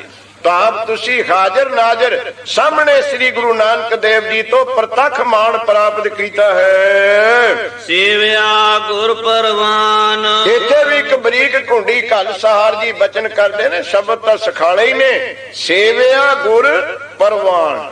ਦੇਖੋ ਕੈਸੇ ਬਚਨ ਨੇ, ਸਿੱਧੇ ਅਰਥ ਤਾਂ ਇਹੀ ਕਰਦੇ ਨੇ ਕਿ ਤੁਸੀਂ ਸੇਵਿਆ ਗੁਰੂ ਨਾਨਕ ਦੇਵ ਜੀ ਗੁਰੂ ਨੂੰ, ਤੇ ਉਹਨਾਂ ਦੇ ਦਰ ਤੇ ਪ੍ਰਵਾਨ ਹੋ ਗਏ। ਪ੍ਰਵਾਨ ਦਾ ਅਰਥ ਹਿੰਦੀ ਵਿੱਚ ਬਰਾਬਰ ਵੀ ਹੈ। ਤੁਸੀਂ ਸ੍ਰੀ ਗੁਰੂ ਨਾਨਕ ਦੇਵ ਜੀ ਦੀ ਸੇਵਾ ਕੀਤੀ, ਉਹਨਾਂ ਨੇ ਤੁਹਾਨੂੰ ਆਪਣੀ ਹਜ਼ੂਰੀ ਵਿੱਚ ਸਾਹਮਣੇ ਲੋਕਾਂ ਦੇ ਟਿਕਾ ਦਿੱਤਾ, ਜਿਸ ਕਰਕੇ ਤੁਸੀਂ ਗੁਰ ਪ੍ਰਵਾਨ, ਗੁਰੂ ਨਾਨਕ ਦੇ ਬਰਾਬਰ ਹੋ ਗਏ, ਉਹਨਾਂ ਦੀ ਹਸੀਅਤ ਵਾਲੇ ਤੁਸੀਂ ਹੋ ਗਏ। ਪਰ ਹੁਣ ਬਚਨ ਕੀ ਕਰਨੇ ਕਿ ਸੇਵਿਆ ਗੁਰ ਪ੍ਰਵਾਨ। ਤੁਸੀਂ ਉਸ ਗੁਰੂ ਨੂੰ ਸੇਵਿਆ, ਉਸ ਗੁਰੂ ਨਾਨਕ ਦੀ ਸੇਵਾ ਕੀਤੀ ਹੈ ਜਿਹਨੂੰ ਅਕਾਲ ਪੁਰਖ ਨੇ ਪ੍ਰਵਾਨ ਮੰਨਿਆ, ਜੋ ਅਕਾਲ ਪੁਰਖ ਦੇ ਦਰ ਤੇ ਪ੍ਰਵਾਨ ਹੈ। ਬਹੁਤ ਕੁੰਡੀ ਹੈ, ਵਿਚਾਰ ਵਾਲੇ ਸੱਜਣ ਬੈਠੇ ਹੋ, ਬਹੁਤ ਅਵਤਾਰ ਨੇ, ਸਭ ਦਾ ਸਾਨੂੰ ਸਤਿਕਾਰ ਹੈ। ਤੇ ਤੁਹਾਨੂੰ ਵੀ ਬੇਨਤੀ ਹੈ, ਨਿੰਦਿਆ ਛੱਡ ਦੋ, ਆਲੋਚਨਾ ਛੱਡ ਦੋ। ਕਿਸੇ ਦੇ ਬਾਪੂ ਨੂੰ ਕਾਹਨੂੰ ਮਾੜਾ ਕਹਿਣਾ, ਆਪਣੇ ਬਾਪੂ ਦੀ ਸੇਵਾ ਕਰ ਲੋ। ਆਖੋ ਸਤਨਾਮ। ਐਵੇਂ ਕਾਹਨੂੰ ਗੁਆਂਢੀ ਦੇ ਬਾਪੂ ਦੀ ਦੇਖਦਾ ਜੁੱਤੀ ਟੁੱਟੀ ਪਾਈ ਫਿਰਦਾ, ਤੂੰ ਆਪਣੇ ਨੂੰ ਬਾਟਾ ਦੇ ਲਿਆ ਕੇ ਦੇ, ਆਪਣੇ ਦੀ ਸੇਵਾ ਕਰੋ। ਤੁਸੀਂ ਲੋਕਾਂ ਦੇ ਗੁਰੂਆਂ ਦੀ ਨਿੰਦਿਆ ਕਾਹਨੂੰ ਕਰਨੀ ਹੈ? ਸ੍ਰੀ ਗੁਰੂ ਗ੍ਰੰਥ ਸਾਹਿਬ ਦੀ ਉਪਮਾ ਕਰੋ, ਆਪਣੇ ਗੁਰੂਆਂ ਦੀ ਵਡਿਆਈ ਦੱਸੋ ਲੋਕਾਂ ਨੂੰ ਕਿ ਸਾਡੇ ਗੁਰੂਆਂ ਵਿੱਚ ਇਹ ਸਿਫਤ ਹੈ, ਸੇਵਿਆ ਗੁਰ ਪ੍ਰਵਾਨ। ਤਾਂ ਗੁਰਸਿੱਖ ਪਿਆਰਿਓ, ਗੁਰ ਸ਼ਬਦ ਨੂੰ ਪਹਿਲਾਂ ਸਮਝੋ। ਸ੍ਰੀ ਰਾਮਚੰਦਰ ਮਹਾਰਾਜ ਤ੍ਰੇਤੇ ਦੇ 14 ਕਲਾ ਅਵਤਾਰ, ਸ੍ਰੀ ਕ੍ਰਿਸ਼ਨ ਮਹਾਰਾਜ ਜੀ ਦੁਆਪਰ ਦੇ 16 ਕਲਾ ਅਵਤਾਰ। ਬਾਣੀ ਨੇ ਮੰਨਿਆ 16 ਕਲਾ ਸੰਪੂਰਨ ਫਲਿਆ, ਆਪੇ ਗੋਪੀ ਆਪੇ ਕਾਨਾ, ਆਪੇ ਗਊ ਚਰਾਵੇ ਬਹਾਨਾ। ਤੇ ਉਹ ਤੋਂ ਪਹਿਲਾਂ 7ਵੇਂ 8ਵੇਂ ਪਰਸਰਾਮ ਆਦਿਕ 10 ਅਵਤਾਰ 22 ਅਵਤਾਰ ਮੰਨੇ ਹੋਏ ਸਾਰੇ ਗੁਰਸਿੱਖ ਪਿਆਰਿਓ। 10ਵੇਂ ਗ੍ਰੰਥ ਵਿੱਚ ਵੀ ਬਚਨ ਆਉਂਦਾ, ਗੁਰੂ ਗ੍ਰੰਥ ਸਾਹਿਬ ਵਿੱਚ ਵੀ ਬਚਨ ਆਉਂਦਾ। ਪਰ ਗੱਲ ਜਿਹੜੀ ਸਮਝਣ ਵਾਲੀ ਹੈ, ਕਿੰਨੀ ਦੁਨੀਆ ਅੱਜ ਸ੍ਰੀ ਰਾਮਚੰਦਰ ਮਹਾਰਾਜ ਜੀ ਨੂੰ ਪੂਜ ਰਹੀ ਹੈ, ਸਤਿਕਾਰ ਕਰ ਰਹੀ ਹੈ, ਉਹਨਾਂ ਦੇ ਅਨੁਯਾਈ ਹਨ। ਪਰ ਰਾਮਚੰਦਰ ਜੀ ਨੂੰ ਭਗਵਾਨ ਤਾਂ ਕਿਹਾ ਜਾਊਗਾ, ਅੱਜ ਤੱਕ ਧਰਤੀ ਤੇ ਕਿਸੇ ਨੇ ਗੁਰੂ ਰਾਮਚੰਦ ਨਹੀਂ ਕਿਹਾ। ਆਖੋ ਸਤਿਨਾਮ। ਦੇਖ ਲੋ, ਪੜ੍ਹ ਲੋ ਇਤਿਹਾਸ ਸਾਰੇ, ਰਮਾਇਣ ਪੜ੍ਹ ਲੋ, ਜੇ ਇੱਕ ਜਗਲਾ ਵੀ ਰਾਮਚੰਦਰ ਜੀ ਦੇ ਨਾਲ ਗੁਰੂ ਸ਼ਬਦ ਲੱਗਿਆ ਹੋਵੇ ਨਾ ਲੱਗਣੇ। ਕ੍ਰਿਸ਼ਨ ਮਹਾਰਾਜ ਜੀ ਨੂੰ 16 ਕਲਾ ਵਿਸ਼ਨੂੰ ਦਾ ਸੰਪੂਰਨ ਅਵਤਾਰ ਮੰਨਿਆ, ਪਰ ਅੱਜ ਤੱਕ ਧਰਤੀ ਤੇ ਕਿਸੇ ਨੂੰ ਕ੍ਰਿਸ਼ਨ ਜੀ ਨੇ ਗੁਰੂ ਨਹੀਂ ਕਿਹਾ, ਗੁਰੂ ਪਦ ਵੀ ਨਹੀਂ ਲੱਗੀ। ਗੁਰਸਿੱਖ ਪਿਆਰਿਓ, ਸਤਿਯੁਗ ਤੋਂ ਲੈ ਕੇ ਜਿੰਨੇ ਅਵਤਾਰ ਆਏ ਉਹਨਾਂ ਨੂੰ ਰੱਬ ਕਹਿ ਲੋ, ਪਰਮੇਸ਼ਰ ਕਹਿ ਲੋ। ਉਹ ਪਰਮੇਸ਼ਰ ਰੱਬ ਤਾਂ ਹੁਣ ਚੋਲੇ ਵਾਲਿਆਂ ਨੂੰ ਕਹਿੰਦੇ ਫਿਰਦੇ ਅੱਜ ਖੇ ਆਖੋ ਸਤਨਾਮ। ਹੁਣ ਤਾਂ ਗੱਲ ਹੀ ਨਹੀਂ ਰਹੀ, ਲੋਗਨ ਰਾਮ ਖਲਾਉਣਾ ਜਾਨਾ, ਖੇਡ ਬਣਾ ਲਈ ਰੱਬ ਦੀ ਰਵਾਇਤ ਲੋਕਾਂ ਨੇ ਗੁਰਸਿੱਖ ਪਿਆਰਿਆ। ਪਰ ਜਿੰਨੇ ਆਏ ਸਭ ਚੰਗੇ, ਕਿਸੇ ਦੀ ਨਿੰਦਿਆ ਨਹੀਂ, ਸਭ ਵਾਹਿਗੁਰੂ ਨੇ ਭੇਜੇ, ਪਰ ਕਿਸੇ ਨੂੰ ਗੁਰੂ ਸ਼ਬਦ ਨਾਲ ਨਹੀਂ ਪੁਕਾਰਿਆ ਗਿਆ। ਜੇ ਗੁਰ ਸ਼ਬਦ ਪ੍ਰਵਾਨ ਹੋਏ ਤਾਂ ਕੇਵਲ ਤੇ ਕੇਵਲ ਸ੍ਰੀ ਗੁਰੂ ਨਾਨਕ ਦੇਵ ਜੀ ਦੇ ਨਾਲ, ਜਿਨ੍ਹਾਂ ਨੂੰ ਜਨਮ ਤੋਂ ਹੀ, ਅਵਤਾਰ ਤੋਂ ਹੀ ਗੁਰੂ, ਅਵਤਾਰ ਤੋਂ ਸੱਚਖੰਡ ਗਏ, ਚੁੱਭਾ ਮਾਰਿਆ ਬੇਈ ਦੇ ਵਿੱਚ ਜਾ ਕੇ ਸੁਲਤਾਨਪੁਰ। ਤੇ ਬਚਨ ਕੀ ਹੋਇਆ ਸੀ ਨੋਟ ਕਰ ਲਿਓ, ਜਿਹੜਾ ਇੱਥੇ ਗੁਰ ਪ੍ਰਵਾਨ, ਅਕਾਲ ਪੁਰਖ ਵਾਹਿਗੁਰੂ ਨੇ ਆਖਿਆ, ਹੇ ਨਾਨਕ ਮੈਂ ਪਰਮੇਸ਼ਰ ਪਾਰ ਬ੍ਰਹਮ ਤੇ ਤੂੰ ਗੁਰ ਪਾਰ ਬ੍ਰਹਮ। ਆਖੋ ਸਤ। ਇਹ ਹੈ ਇਤਿਹਾਸ ਵਿੱਚ ਬਚਨ, ਜਦੋਂ ਸੱਚਖੰਡ ਗਏ ਗੁਰੂ ਨਾਨਕ ਦੇਵ ਜੀ, ਅਕਾਲ ਪੁਰਖ ਨੇ ਬਚਨ ਕੀਤਾ ਗੁਰੂ ਨਾਨਕ ਦੇਵ ਜੀ ਨੂੰ ਕਿ ਮੈਨੂੰ ਪਰਮੇਸ਼ਰ ਪ੍ਰਵਾਨ ਕਹਿੰਦੇ ਨੇ, ਤੂੰ ਗੁਰ ਪ੍ਰਵਾਨ, ਤੂੰ ਗੁਰ ਪਰਮੇਸ਼ਰ ਹੈ। ਜਿੱਥੋਂ ਸ੍ਰੀ ਗੁਰੂ ਅੰਗਦ ਦੇਵ ਪਾਤਸ਼ਾਹ ਨੇ ਕਿਹੜੇ ਗੁਰੂ ਦੀ ਸੇਵਾ ਕੀਤੀ, ਜੋ ਸੱਚਖੰਡ ਵਿੱਚ ਵੀ ਅਕਾਲ ਪੁਰਖ ਨੂੰ ਪ੍ਰਵਾਨ ਹੈ, ਤਿੰਨਾਂ ਲੋਕਾਂ ਵਿੱਚ ਗੁਰੂ ਪ੍ਰਵਾਨ ਹੈ। ਇਹ ਹੁਣ ਤਾਂ ਗੁਰੂ ਸ਼ਬਦ ਨੂੰ ਛੱਡੋ, ਹੁਣ ਤਾਂ ਗੱਲੇ ਕੀਮਤ ਕੋਈ ਨਹੀਂ ਰਹੀ।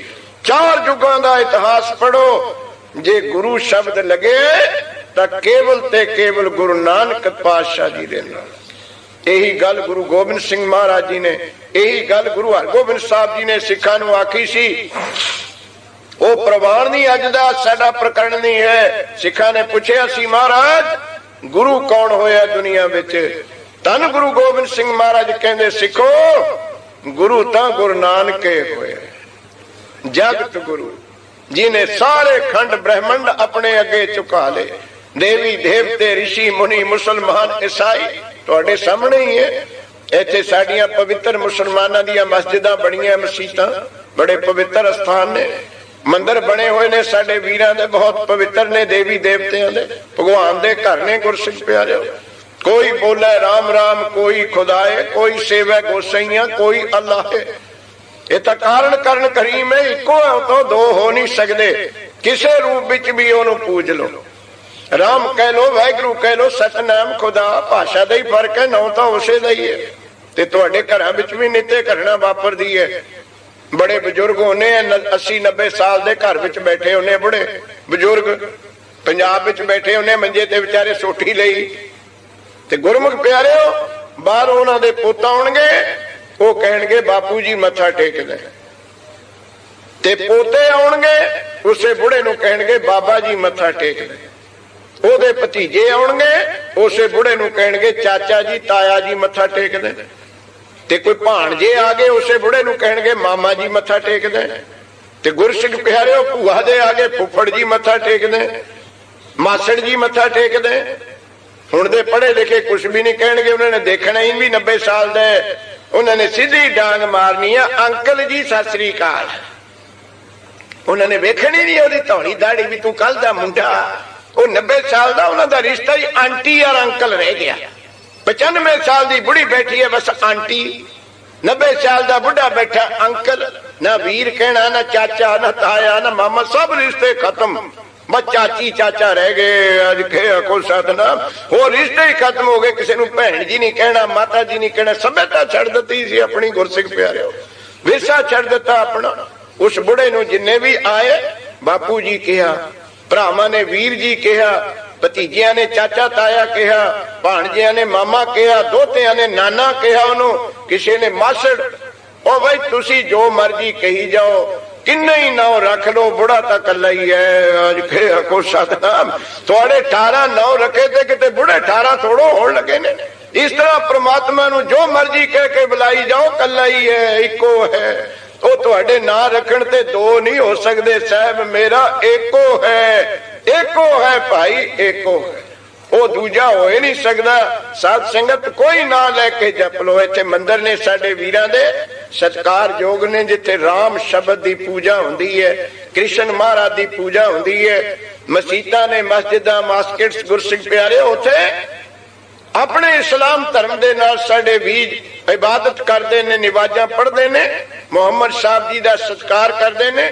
ਪਰ ਦੇਖਣ ਵਾਲੀ ਗੱਲ ਇਹ ਹੈ ਕਿ ਅੱਜ 2 ਅਰਬ ਤੋਂ ਉੱਪਰ ਗਿਣਤੀ ਹੈ ਮੁਸਲਮਾਨਾਂ ਦੀ, ਪਰ 2 ਅਰਬ ਦੀ ਗਿਣਤੀ ਵਿੱਚੋਂ ਇੱਕ ਮੁਸਲਮਾਨ ਨਹੀਂ ਹੋਵੇਗਾ ਜਿਹੜਾ ਮੰਦਿਰ ਵਿੱਚ ਜਾ ਕੇ ਸ਼੍ਰੀ ਰਾਮ ਜੀ ਨੂੰ ਮੱਥਾ ਟੇਕਦਾ ਹੋ, ਸ਼੍ਰੀ ਕ੍ਰਿਸ਼ਨ ਜੀ ਦਾ ਸਤਿਕਾਰ ਕਰਦਾ। ਤੇ 1.5 ਅਰਬ ਪੌਣੇ 2 ਅਰਬ ਹਿੰਦੂ ਵੀਰ ਨੇ, ਉਹਨਾਂ ਵਿੱਚੋਂ ਇੱਕ ਵੀ ਜਾ ਕੇ ਇੱਕ ਵੀ ਨਹੀਂ ਕਹੇਗਾ ਮੁਹੰਮਦ ਸਾਹਿਬ ਨੂੰ ਮੈਂ ਸਿਜਦਾ ਕਰਾਂ, ਮੈਂ ਨਮਾਜ਼ ਪੜਾਂ। ਪਰ ਗੁਰੂ ਨਾਨਕ ਪ੍ਰਵਾਨ ਗੁਰੂ ਕਿਉਂ ਹੈ? ਸੇਵਿਆ ਗੁਰ ਪ੍ਰਵਾਨ। ਹਿੰਦੂ ਕਹਿੰਦੇ ਸਾਡਾ ਹੈ ਤੇ ਮੁਸਲਮਾਨ ਕਹਿੰਦੇ ਸਾਡਾ ਹੈ। ਅੱਜ ਕੋ ਸਤਨਾਮ ਆਨੰਦਾ ਹੈ ਨਾ ਗੁਰੂ ਬਣਦਾ। ਮੁਸਲਮਾਨ ਕਹਿੰਦੇ ਹਿੰਦੂਆਂ ਤੁਸੀਂ ਲੱਗਦੇ ਕਿਉਂ ਇਹਦੇ? ਤੇ ਹਿੰਦੂ ਕਹਿੰਦੇ ਤੁਸੀਂ ਕੀ ਲੱਗਦੇ? ਤਾਂ ਸਾਡਾ ਗੁਰੂ ਹੈ। ਮੁਸਲਮਾਨ ਕਹਿੰਦੇ ਸਾਡਾ ਪੀਰ ਹੈ, ਨੱਠ ਜੋ ਇਥੋਂ। ਇੱਕੋ ਗੁਰੂ ਨਾਨਕ ਗੁਰੂ ਪ੍ਰਵਾਨ ਹੋਇਆ ਦੁਨੀਆ ਵਿੱਚ, ਜਿਹਨੂੰ ਸਾਰੇ ਧਰਮਾਂ ਨੇ ਮੰਨਿਆ ਕਿ ਸਾਡਾ ਹੀ ਹੈ। ਬਹੁਤ ਜੱਦੋ ਜਹਿਦ ਹੋਈ, ਕਰਤਾਰਪੁਰ ਸਾਹਿਬ ਜਾ ਜੋਤੀ ਜੋ ਸਮਾਏ। ਮਹਾਰਾਜ ਦਾ ਸਰੀਰ ਪਿਆ ਸੀ ਰਾਵੀ ਦੇ ਕੰਢੇ, ਦੇਵਰਾ ਸਾਹਿਬ ਬਣੇ ਜਿੱਥੇ ਹੁਣ ਕਰਤਾਰਪੁਰ ਸਾਹਿਬ। ਮੁਸਲਮਾਨ ਆ ਗਏ ਇਕੱਠੇ ਹੋ ਕੇ, ਕਹਿੰਦੇ ਹਿੰਦੂਆਂ ਨੂੰ ਸੰਸਕਾਰ ਨਹੀਂ ਕਰਨ ਦੇਣਾ, ਇਹ ਤਾਂ ਸਾਡਾ ਪੀਰ ਹੈ, ਇਹਦਾ ਅਸੀਂ ਦਫਨਾਵਾਂਗੇ ਮੁਸਲਮਾਨੀ ਰੀਤੀ ਦੇ ਨਾਲ। ਹਿੰਦੂ ਇਹਦਾ ਲੱਗਦਾ ਕੀ ਹੈ? ਸਤਿਯੁਗ ਤੋਂ ਲੈ ਕੇ ਗੁਰੂਆਂ ਨੂੰ ਪੜੋ, ਕਿਸੇ 2 ਕੌਮਾਂ ਨੇ ਆਪਣਾ ਹੱਕ ਜਣਾਇਆ ਹੋਵੇ ਕਿਸੇ ਗੁਰੂ ਤੇ? ਕਿਸੇ ਤੇ ਵੀ ਨਹੀਂ। ਇੱਕ ਗੁਰੂ ਨਾਨਕ ਦੇਵ। ਮੁਸਲਮਾਨ ਕਹਿੰਦੇ ਖਬਰਦਾਰ ਜੇ ਇਹਨੂੰ ਸੰਸਕਾਰ ਕੀਤਾ ਹੈ, ਇਹ ਸਾਡਾ ਪੀਰ ਹੈ, ਅਸੀਂ ਇਹਨੂੰ ਕਬਰ ਪੱਟ ਕੇ ਆਪਣੀ ਸ਼ਰ੍ਹਾ ਦੇ ਨਾਲ ਦਫਨਾਵਾਂਗੇ। ਹਿੰਦੂ ਵੀ ਆ ਗਏ, ਸਿੱਖ ਸੀ ਉਦੋਂ ਇਕੱਠੇ ਹੋ ਕੇ ਆ ਗਏ। ਉਹ ਕਹਿੰਦੇ ਹੱਥ ਨਹੀਂ ਲਾਉਣ ਦਿੰਦੇ ਤੁਹਾਨੂੰ, ਇਹ ਤਾਂ ਸਾਡਾ ਗੁਰੂ ਹੈ ਨਾਨਕ, ਅਸੀਂ ਇਹਦਾ ਸੰਸਕਾਰ ਕਰਾਂਗੇ ਮਰਜ਼ਾਦਾ ਦੇ ਨਾਲ। ਚੱਲ ਪਿਆ ਝਗੜਾ ਗੁਰਸਿੱਖ ਪਿਆਰਿਓ। ਬਾ ਡਾਂਗ ਖੜਕਣ ਵਾਲੀ ਸੀ ਦੋਹਾਂ ਧਿਰਾਂ ਦੀ। ਆਪਾਂ ਨੇ ਗੁਰੂ ਨਾਨਕ ਥੋੜੋ ਦੇਖਣਾ, ਆਪਾਂ ਨੇ ਤਾਂ ਆਪਣਾ ਆਪ ਦੇਖਣਾ। ਜੇ ਕਿਤੇ ਆਪਾਂ ਗੁਰਦੁਆਰੇ ਦੇਖ ਲਈਏ ਤੇ ਗੁਰਦੁਆਰਿਆਂ ਵਿੱਚ ਪੱਗਾਂ ਕਾਹਨੂੰ ਲੈਣ, ਅੱਜ ਖੇ ਆਖੋ ਸਤਨਾਮ। ਅਸੀਂ ਤਾਂ ਆਪਣਾ ਆਪ ਵੇਖਣਾ, ਗੁਰਦੁਆਰੇ ਵੀ ਗੁਰੂ ਨਹੀਂ ਵੇਖਣਾ ਉੱਥੇ ਜਾ ਕੇ। ਮੈਂ ਕੌਣ ਹੈ, ਤੂੰ ਕੌਣ ਹੈ, ਬਾਬਾ ਤਾਂ ਵਿੱਚ ਹੈ ਹੀ ਨਹੀਂ। ਇਸੇ ਕਰਕੇ ਝਗੜਾ ਗੁਰੂ ਨਾਨਕ ਨਹੀਂ ਵੇਖਿਆ। ਦੋਏ ਡਾਂਗਾ ਲੈ ਕੇ ਖੜ ਗਏ ਸਾਂਝੇ ਆਦਮੀ ਸਿਆਣੇ ਕਿ ਸਤਿਗੁਰ ਪਾਤਸ਼ਾਹ ਜੋਤੀ ਜੋਤ ਸਮਾਗੇ, ਕਿਹੋ ਜਿਹਾ ਸੋਗ ਦਾ ਸਮਾਂ, ਇਹਨਾਂ ਨੇ ਕੀ ਖੱਪ ਪਾਈ ਹੈ। ਦੋਹਾਂ ਨੂੰ ਬਿਠਾ ਦਿੱਤਾ, ਫੈਸਲਾ ਕਰ ਲੈਣੇ ਭਾਈ, ਜਿਹਨੂੰ ਹੁਣ ਤੁਸੀਂ ਟਾਸ ਪਾਉਣਾ ਕਹਿੰਦੇ ਆ, ਝਗੜਾ ਹੋਵੇ ਤੇ ਟਾਸ ਪਾ ਲਓ। ਟਾਸ ਕੀ ਪਾਇਆ? ਮੁਸਲਮਾਨਾਂ ਨੂੰ ਕਹਿੰਦੇ ਗੁਲਦਸਤਾ ਬਣਾ ਕੇ ਲਿਆਓ ਫੁੱਲਾਂ ਦਾ। ਸੂਰਜ ਪ੍ਰਕਾਸ਼ ਦੇ ਬਚਨ ਨੇ ਪੁਰਾਤਨ ਗ੍ਰੰਥਾਂ ਦੇ। ਹਿੰਦੂਆਂ ਨੂੰ ਵੀ ਕਹਿਤਾ ਤੁਸੀਂ ਆਪਣੇ ਫੁੱਲਾਂ ਦਾ ਗੁਲਦਸਤਾ ਲੈ ਕੇ ਆਓ। ਦੋਵੇਂ ਗੁਲਦਸਤੇ ਬਣਾ ਲਿਆਏ। ਉਹ ਪੰਚਾਇਤ ਜਿਹੜੀ ਫੈਸਲਾ ਕਰਨ ਵਾਲੀ ਸੀ, ਕਹਿੰਦੇ ਆਪੋ ਆਪਣੇ ਗੁਲਦਸਤੇ ਗੁਰੂ ਨਾਨਕ ਦੇ ਚਰਨਾਂ ਵਿੱਚ ਰੱਖ ਦੋ ਜਿੱਥੇ ਸਰੀਰ ਪਿਆ ਸੀ। ਮਹਾਰਾਜ ਦਾ ਸ਼ਬਦ ਜੋਤੀ ਜੋ ਸਮਾਉਣ ਤੋਂ ਬਾਅਦ ਕੋਈ ਅੰਦਰ ਨਹੀਂ ਜਾਵੇਗਾ ਤੇ ਘੰਟੇ ਬਾਅਦ ਦੇਖਿਆ ਜਾਵੇਗਾ ਕਿਹੜੇ ਫੁੱਲ ਮੁਰਝਾ ਗਏ, ਕਿਹੜੇ ਐਨ ਹਰੇ ਭਰੇ। ਦੋਏ ਮੰਨ ਗਏ, ਕਹਿੰਦੇ ਬੜੀ ਚੰਗੀ ਗੱਲ ਹੈ। ਜਿਹਦਾ ਗੁਲਦਸਤਾ ਹਰਾ ਰਹੇਗਾ ਬਸ ਉਹਨੂੰ ਨਾਨਕ ਦਾ ਸਰੀਰ ਦੇ ਦਿੱਤਾ ਜਾਵੇਗਾ। ਦੋਵੇਂ ਮੰਨ ਗਏ। ਇਹ ਘਟਨਾ ਵਾਪਰੀ ਹੈ ਗੁਰੂ ਨਾਨਕ ਪਾਤਸ਼ਾਹ ਦੇ ਜੋਤੀ ਜੋਤ ਸਮਾਉਣ ਸਮੇਂ। ਜਦ ਦਰਵਾਜ਼ਾ ਖੋਲਿਆ ਦੋਵੇਂ ਫੁੱਲ ਖਿੜੇ ਪਏ। ਅੱਜ ਕੇ ਆਖੋ ਸਤਨਾਮ। ਅੱਗੇ ਨਾਲੋਂ ਵੀ ਹਰੇ ਭਰੇ ਹੋ ਗਏ, ਕਿਉਂਕਿ ਗੁਰੂ ਨਾਨਕ ਤਾਂ ਸਾਂਝਾ ਸੀ, ਨਾ ਹਿੰਦੂ ਨਾ ਮੁਸਲਮਾਨ। ਦੋਵੇਂ ਫੁੱਲ ਅੱਗੇ ਨਾਲੋਂ ਵੀ ਚੰਗੇ ਖਿੜੇ ਹੋਏ। ਫਿਰ ਫੈਸਲਾ ਕੀ ਹੋਣਾ ਸੀ? ਇਹ ਤਾਂ ਦੋਹਾਂ ਦਾ ਹੈ। ਫਿਰ ਉੱਥੀ ਗੱਲ ਰਹੇਗੀ। ਫਿਰ ਝਗੜਾ ਹੋਣ ਲੱਗਿਆ ਤੇ ਜਦੋਂ ਹੱਥੋਂ ਪਾਈ ਤੇ ਗੱਲ ਪੁੱਜੀ ਤਾਂ ਜਿੱਥੇ ਸਤਿਗੁਰ ਪਾਤਸ਼ਾਹ ਦਾ ਸਰੀਰ ਪਿਆ ਸੀ, ਚਾਦਰ ਖਿੱਚ ਲਈ ਮਹਾਰਾਜ ਦੇ ਸਰੀਰ ਦੇ ਉੱਤੋਂ। ਤੇ ਜਦੋਂ ਚਾਦਰ ਖਿੱਚੀ ਬਸ ਚਾਦਰੇ ਹੱਥ ਵਿੱਚ ਰਹਿ ਗਈ, ਸਰੀਰ ਨਹੀਂ ਲੱਭਿਆ। ਆਖੋ ਗੁਰੂ ਨਾਨਕ ਦਾ ਜੋਤੀ ਜੋ ਸਮਾਉਣ ਦਾ ਦ੍ਰਿਸ਼ ਹੈ, ਗੁਰ ਪ੍ਰਵਾਨ। ਚਾਦਰੇ ਹੱਥਾਂ ਵਿੱਚ ਰਹਿ ਗਈ, ਪਰ ਆਪਾਂ ਕਿੱਥੇ ਹਟਣ ਵਾਲੇ? ਆਪਾਂ ਆਪਣੀ ਆਈ ਤੋਂ ਕਿੱਥੇ ਹਟੀਏ? ਐਨੀ ਘਟਨਾ ਗੁਰੂ ਨਾਨਕ ਨੇ ਦਿਖਾਤੀ। ਸਰੀਰ ਨਹੀਂ ਲੱਭਿਆ ਗੁਰੂ ਨਾਨਕ ਦੇਵ ਜੀ ਦਾ, ਬਿਲਕੁਲ ਨਹੀਂ ਲੱਭਿਆ ਕਿਸੇ ਨੂੰ। ਚਾਦਰ ਰਹਿ ਗਈ ਤੇ ਦੋਏ ਧੜੇ ਫੇਰ ਡਾਂਗਾ ਲੈ ਕੇ ਹੋ ਗਏ। ਕਹਿੰਦੇ ਚਾਦਰ ਸਾਨੂੰ ਦਿਓ, ਦੂਏ ਕਹਿਣ ਸਾਨੂੰ ਦਿਓ ਚਾਦਰ। ਹੁਣ ਵੀ ਤਾਂ ਸਿੱਖਾਂ ਕੋਲ ਚਾਦਰੇ ਹੈ। ਅੱਜ ਕੇ ਆਖੋ ਸਤਨਾਮ। ਹੋਰ ਤਾਂ ਸਭ ਕੁਝ ਗਵਾ ਬੈਠੇ, ਚਾਦਰ ਪਿੱਛੇ ਲੜਾਈ ਹੋ ਰਹੀ ਹੈ।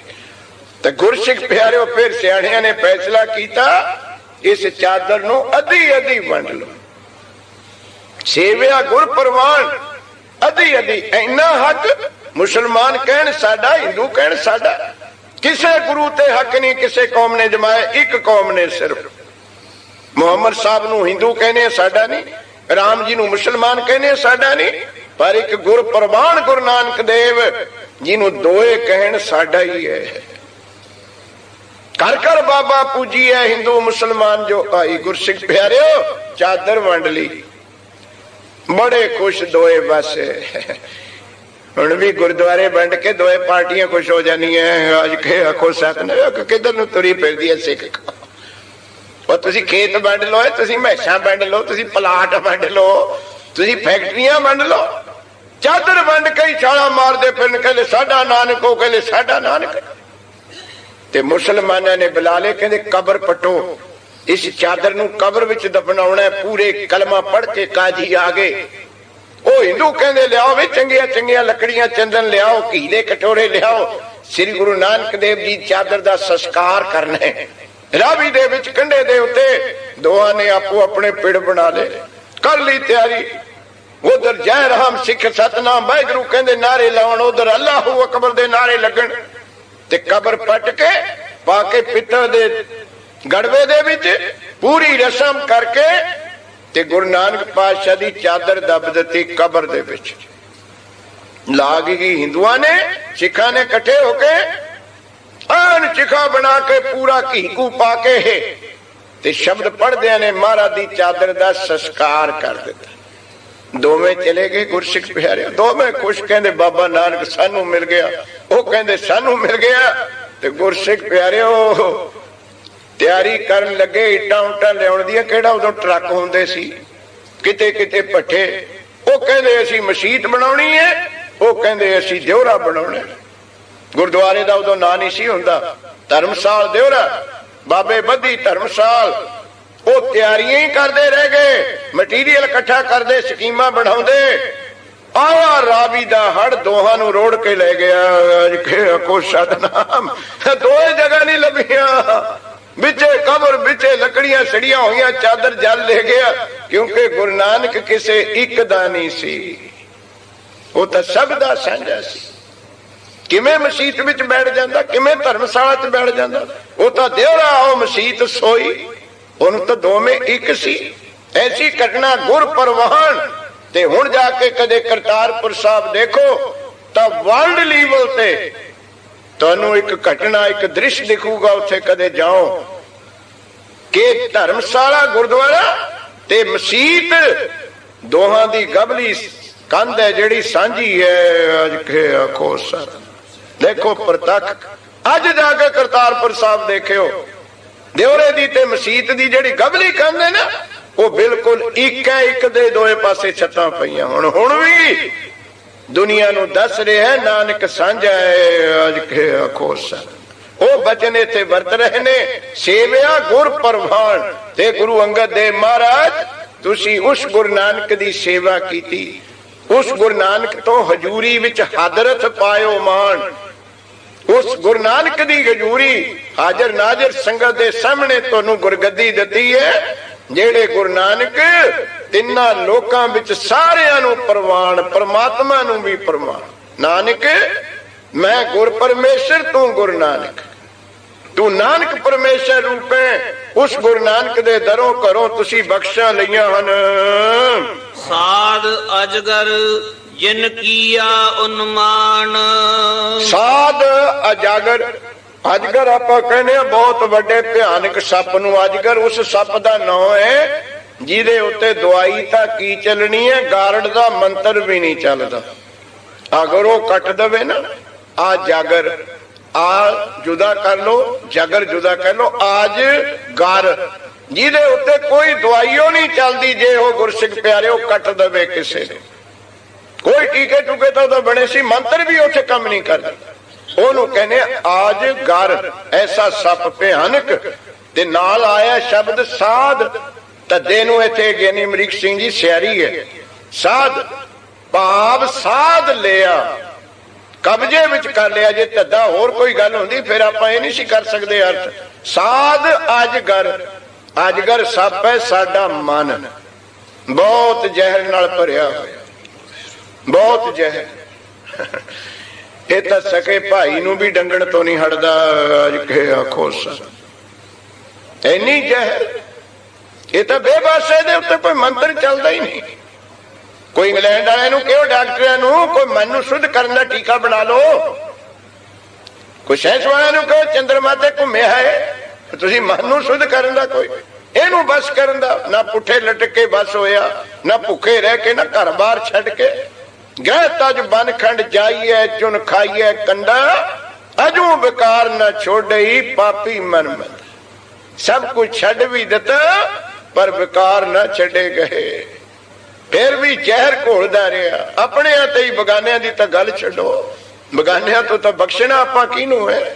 ਤਾਂ ਗੁਰਸਿੱਖ ਪਿਆਰਿਓ, ਧੰਨ ਗੁਰੂ ਅੰਗਦ ਦੇਵ ਪਾਤਸ਼ਾਹ ਜੀ, ਉਹ ਗੁਰ ਪ੍ਰਵਾਨ ਸ੍ਰੀ ਗੁਰੂ ਨਾਨਕ ਦੇਵ ਦੇ ਚਰਨਾਂ ਦੀ ਜੋ ਤੁਸੀਂ ਸੇਵਾ ਕੀਤੀ, ਇਸ ਅਜਗਰ ਆਪਣੇ ਮਨ ਨੂੰ ਸਾਧ ਲਿਆ, ਤੁਸੀਂ ਇਹਨੂੰ ਬਸ ਵਿੱਚ ਕਰ ਲਿਆ। ਸਾਧ ਅਜਗਰ, ਇਹਨੂੰ ਇਹ ਸਾਧਣਾ ਔਖਾ ਹੈ। ਕਿਉਂਕਿ ਦਹਿ ਦਿਸ ਖੋਜਤ ਮੈਂ ਫਿਰਿਓ, ਜਤ ਦੇਖੋ ਤਤ ਸੋਏ, ਮਨ ਬਸ ਆਵੇ ਨਾਨਕਾ ਜੇ ਪੂਰਨ ਕਿਰਪਾ। ਇਹ ਇਹਦਾ ਹੀ ਸਾਧਣਾ। ਮਨ ਰਿਪ ਜੀਤਾ ਸਭ ਰਿਪ ਜੀਤੇ, ਮਨ ਜੀਤੇ ਜਗ ਜੀਤ।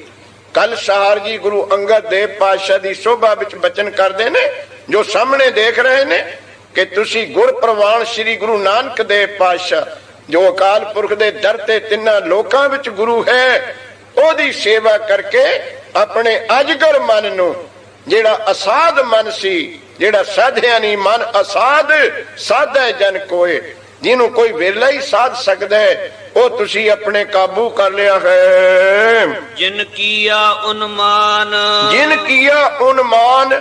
ਹੁਣ ਤੁਹਾਡੀ ਕੀ ਦਸ਼ਾ, ਕੀ ਅਵਸਥਾ ਹੈ?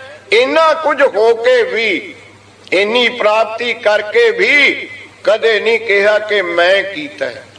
ਜਿਨ ਕੀਆ, ਜਿਨ੍ਹਾਂ ਨੇ ਸ੍ਰੀ ਗੁਰੂ ਨਾਨਕ ਦੇਵ ਜੀ ਨੇ ਬਖਸ਼ਿਸ਼ ਕੀਤੀ ਹੈ, ਜਿਨ੍ਹਾਂ ਨੇ ਤੁਹਾਡੇ ਉੱਤੇ ਮਿਹਰ ਕੀਤੀ ਹੈ, ਜਿਨ੍ਹਾਂ ਦੀ ਸੇਵਾ ਕਰਕੇ ਤੁਸੀਂ ਬਖਸ਼ਿਸ਼ ਦੇ ਪਾਤਰ ਬਣ ਗਏ ਹੋ, ਉਹੀ ਸਤਿਗੁਰਾਂ ਦੀ ਵਡਿਆਈ ਤੁਹਾਡੇ ਮੂੰਹ ਤੋਂ ਕਦੇ ਨਹੀਂ ਆਖਿਆ ਮੈਂ ਲੰਗਰ ਚਲਾਉਣਾ, ਮੈਂ ਦਾਨ ਕਰਦਾ, ਮੈਂ ਸਭ ਨੂੰ ਇੱਕ ਸਾਰ ਵੇਖਦਾ, ਮੇਰੇ ਵਿੱਚ ਇਤਨੀਆਂ ਸ਼ਕਤੀਆਂ ਨੇ, ਦ੍ਰਿਸ਼ਟੀ ਵਿੱਚ ਅੰਮ੍ਰਿਤ ਹੈ, ਸਾਰਿਆਂ ਦੇ ਦੁੱਖ ਕੱਟਦਾ, ਕਦੇ ਨਹੀਂ। ਬਸ ਜਿਹਨੇ ਸਾਨੂੰ ਕੀਤਾ ਆਪਾਂ ਵੀ ਯਾਦ ਰੱਖੀਏ ਬਚਨ। ਜਦੋਂ ਕੋਈ ਸ਼ਕਤੀਆਂ, ਜਦੋਂ ਕੋਈ ਵਡਿਆਈਆਂ ਮਹਾਰਾਜ ਬਖਸ਼ਦੇ, ਯਾਦ ਰੱਖੀਏ ਇਹਨਾਂ ਨੂੰ ਦੇਣ ਵਾਲੇ ਨੂੰ। ਅੱਜ ਕੇ ਆਖੋ ਸਤਿ। ਦਾਤ ਨੂੰ ਪਿਆਰਾ ਨਹੀਂ, ਵਡਿਆਈਆਂ ਨੂੰ ਪਿਆਰਾ ਨਹੀਂ ਕਰਨਾ। ਨਾਲੇ ਇੱਕ ਬਚਨ ਯਾਦ ਰੱਖਿਓ, ਸਮਾਂ ਹੋ ਗਿਆ। ਉਹ ਦਾਤਾ ਦਿੰਦਾ ਹੈ, ਦਾਤਾ ਹੈ, ਭੁਲੇਖਾ ਨਾ ਕਰਿਓ ਵੀ ਦੇਤੀਆਂ, ਜਦ ਮਰਜੀ ਵਾਪਸ ਵੀ ਲੈ ਸਕਦਾ ਹੈ, ਉਹਦੇ ਹੱਥ ਹੈ। ਇਹਨੂੰ ਆਪਣੀਆਂ ਬਣਾਓ ਹੀ ਨਾ। ਇੱਥੇ ਦੀ ਗੌਰਮੈਂਟ ਹੈ, ਪ੍ਰਮੋਸ਼ਨ ਵੀ ਕਰ ਸਕਦੀ ਹੈ, ਸਿਪਾਹੀ ਨੂੰ ਥਾਣੇਦਾਰ ਲਾ ਸਕਦੀ ਹੈ, ਕਾਨੂੰਗੋ ਤੋਂ ਤਹਿਸੀਲਦਾਰ ਬਣਾ ਸਕਦੀ ਹੈ, ਹੌਲਦਾਰ ਤੋਂ ਐਸਪੀ ਬਣਾ ਸਕਦੀ ਹੈ, ਪ੍ਰਮੋਟ ਕਰ ਦੇਣਾ ਕਿਸੇ ਨੂੰ। ਪਰ ਇਹ ਵੀ ਯਾਦ ਰੱਖਿਓ, ਜੇ ਸਿਪਾਹੀ ਨੂੰ ਥਾਣੇਦਾਰ ਬਣਾ ਸਕਦੀ ਹੈ ਗੌਰਮੈਂਟ, ਤਾਂ ਐਸਪੀ ਨੂੰ ਸਿਪਾਹੀ ਵੀ ਬਣਾ ਸਕਦੀ ਹੈ। ਅੱਜ ਕੇ ਉਹ ਵੀ ਕਰ ਸਕਦੀ ਹੈ। ਜੇ ਉਹ ਤੈਨੂੰ ਪਦਵੀ ਦੇ ਸਕਦੀ ਹੈ, ਛੋਟੇ ਤੋਂ ਵੱਡੀ ਪਦਵੀ, ਤਾਂ ਵੱਡੇ ਤੋਂ ਛੋਟਾ ਬਣਾਉਣ ਦਾ ਵੀ ਹੱਕ ਹੈਗਾ ਨਾ। ਔਰ ਪੰਜਾਬ ਵਿੱਚ ਤਾਂ ਦੇਖ ਲਓ ਕੀ ਬਣਿਆ ਵਾ, ਜੇਲ੍ਹਾਂ 'ਚ ਬੈਠੇ ਆ। ਅੱਜ ਕੇ ਆਖੋ ਸਤਿਨਾਮ। ਉਹ ਤਾਂ ਤੁਹਾਡੇ ਸਾਹਮਣੇ ਹੀ ਹੈ, ਖਬਰਾਂ ਸੁਣਦੇ ਹੀ ਤੁਸੀਂ। ਜੇ ਉਹ ਵਾਹਿਗੁਰੂ ਦਾਤਾ ਦਿੰਦਾ ਹੈ ਤਾਂ ਮਾਣ ਨਾ ਕਰਿਓ ਮੇਰੇ ਕੋਲ ਆ ਗਈਆਂ, ਮੈਂ ਮਾਲਕ ਹੋ ਗਿਆ। ਜਿਹਨੇ ਦਿੱਤੀਆਂ ਉਹ ਵਾਪਸ ਵੀ ਲੈ ਸਕਦਾ। ਦੇਣ ਨੂੰ ਤਾਂ ਦੇਰ ਲੱਗੂਗੀ ਤੇ ਵਾਪਸ ਹੋਣ ਨੂੰ ਤਾਂ ਖਿੰਡ ਵੀ ਨਹੀਂ ਲੱਗਦੀ, ਉਹ ਤਾਂ ਇੱਕ ਪਲ ਵੀ ਨਹੀਂ ਲੱਗਦੀ।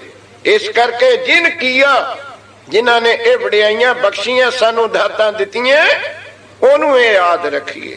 ਦਾਤ ਨੂੰ ਪਿਆਰੀ ਨਹੀਂ ਕਰਨਾ। ਇਸ ਵਾਹਿਗੁਰੂ ਸਭ ਕੁਝ ਤੇਰਾ, ਇਹਦੀ ਰੱਖ ਵੀ ਤੂੰ ਕਰਨੀ ਹੈ। ਇਹ ਮੈਨੂੰ ਤੇਰੀਆਂ ਦਾਤਾਂ ਸੁਖ ਵੀ ਤਾਂ ਦੇਣਗੀਆਂ ਜੇ ਤੇਰੀ ਵਿੱਚ ਕਿਰਪਾ ਹੋਵੇਗੀ।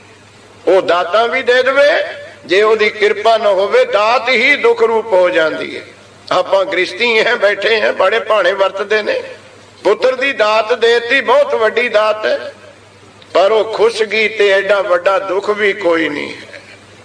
ਉਹ ਲੈ ਵੀ ਸਕਦਾ ਹੈ। ਗੁਰੂ ਅੰਗਦ ਦੇਵ ਜੀ ਐਡੀ ਵੱਡੀ ਪਦਵੀ ਨੂੰ ਪਾ ਕੇ ਫਿਰ ਗੁਰੂ ਨਾਨਕ ਦੀ ਇੰਨੀ ਨਿਮਰੀ ਭੂਤ ਆਪਣੇ ਵਿੱਚ ਮੈਂ ਨਹੀਂ ਲਿਆਂਦਾ ਹੀ ਨਹੀਂ ਕਿ ਐਡੀਆਂ ਦਾਤਾਂ ਮੇਰੇ ਕੋਲ ਹਨ।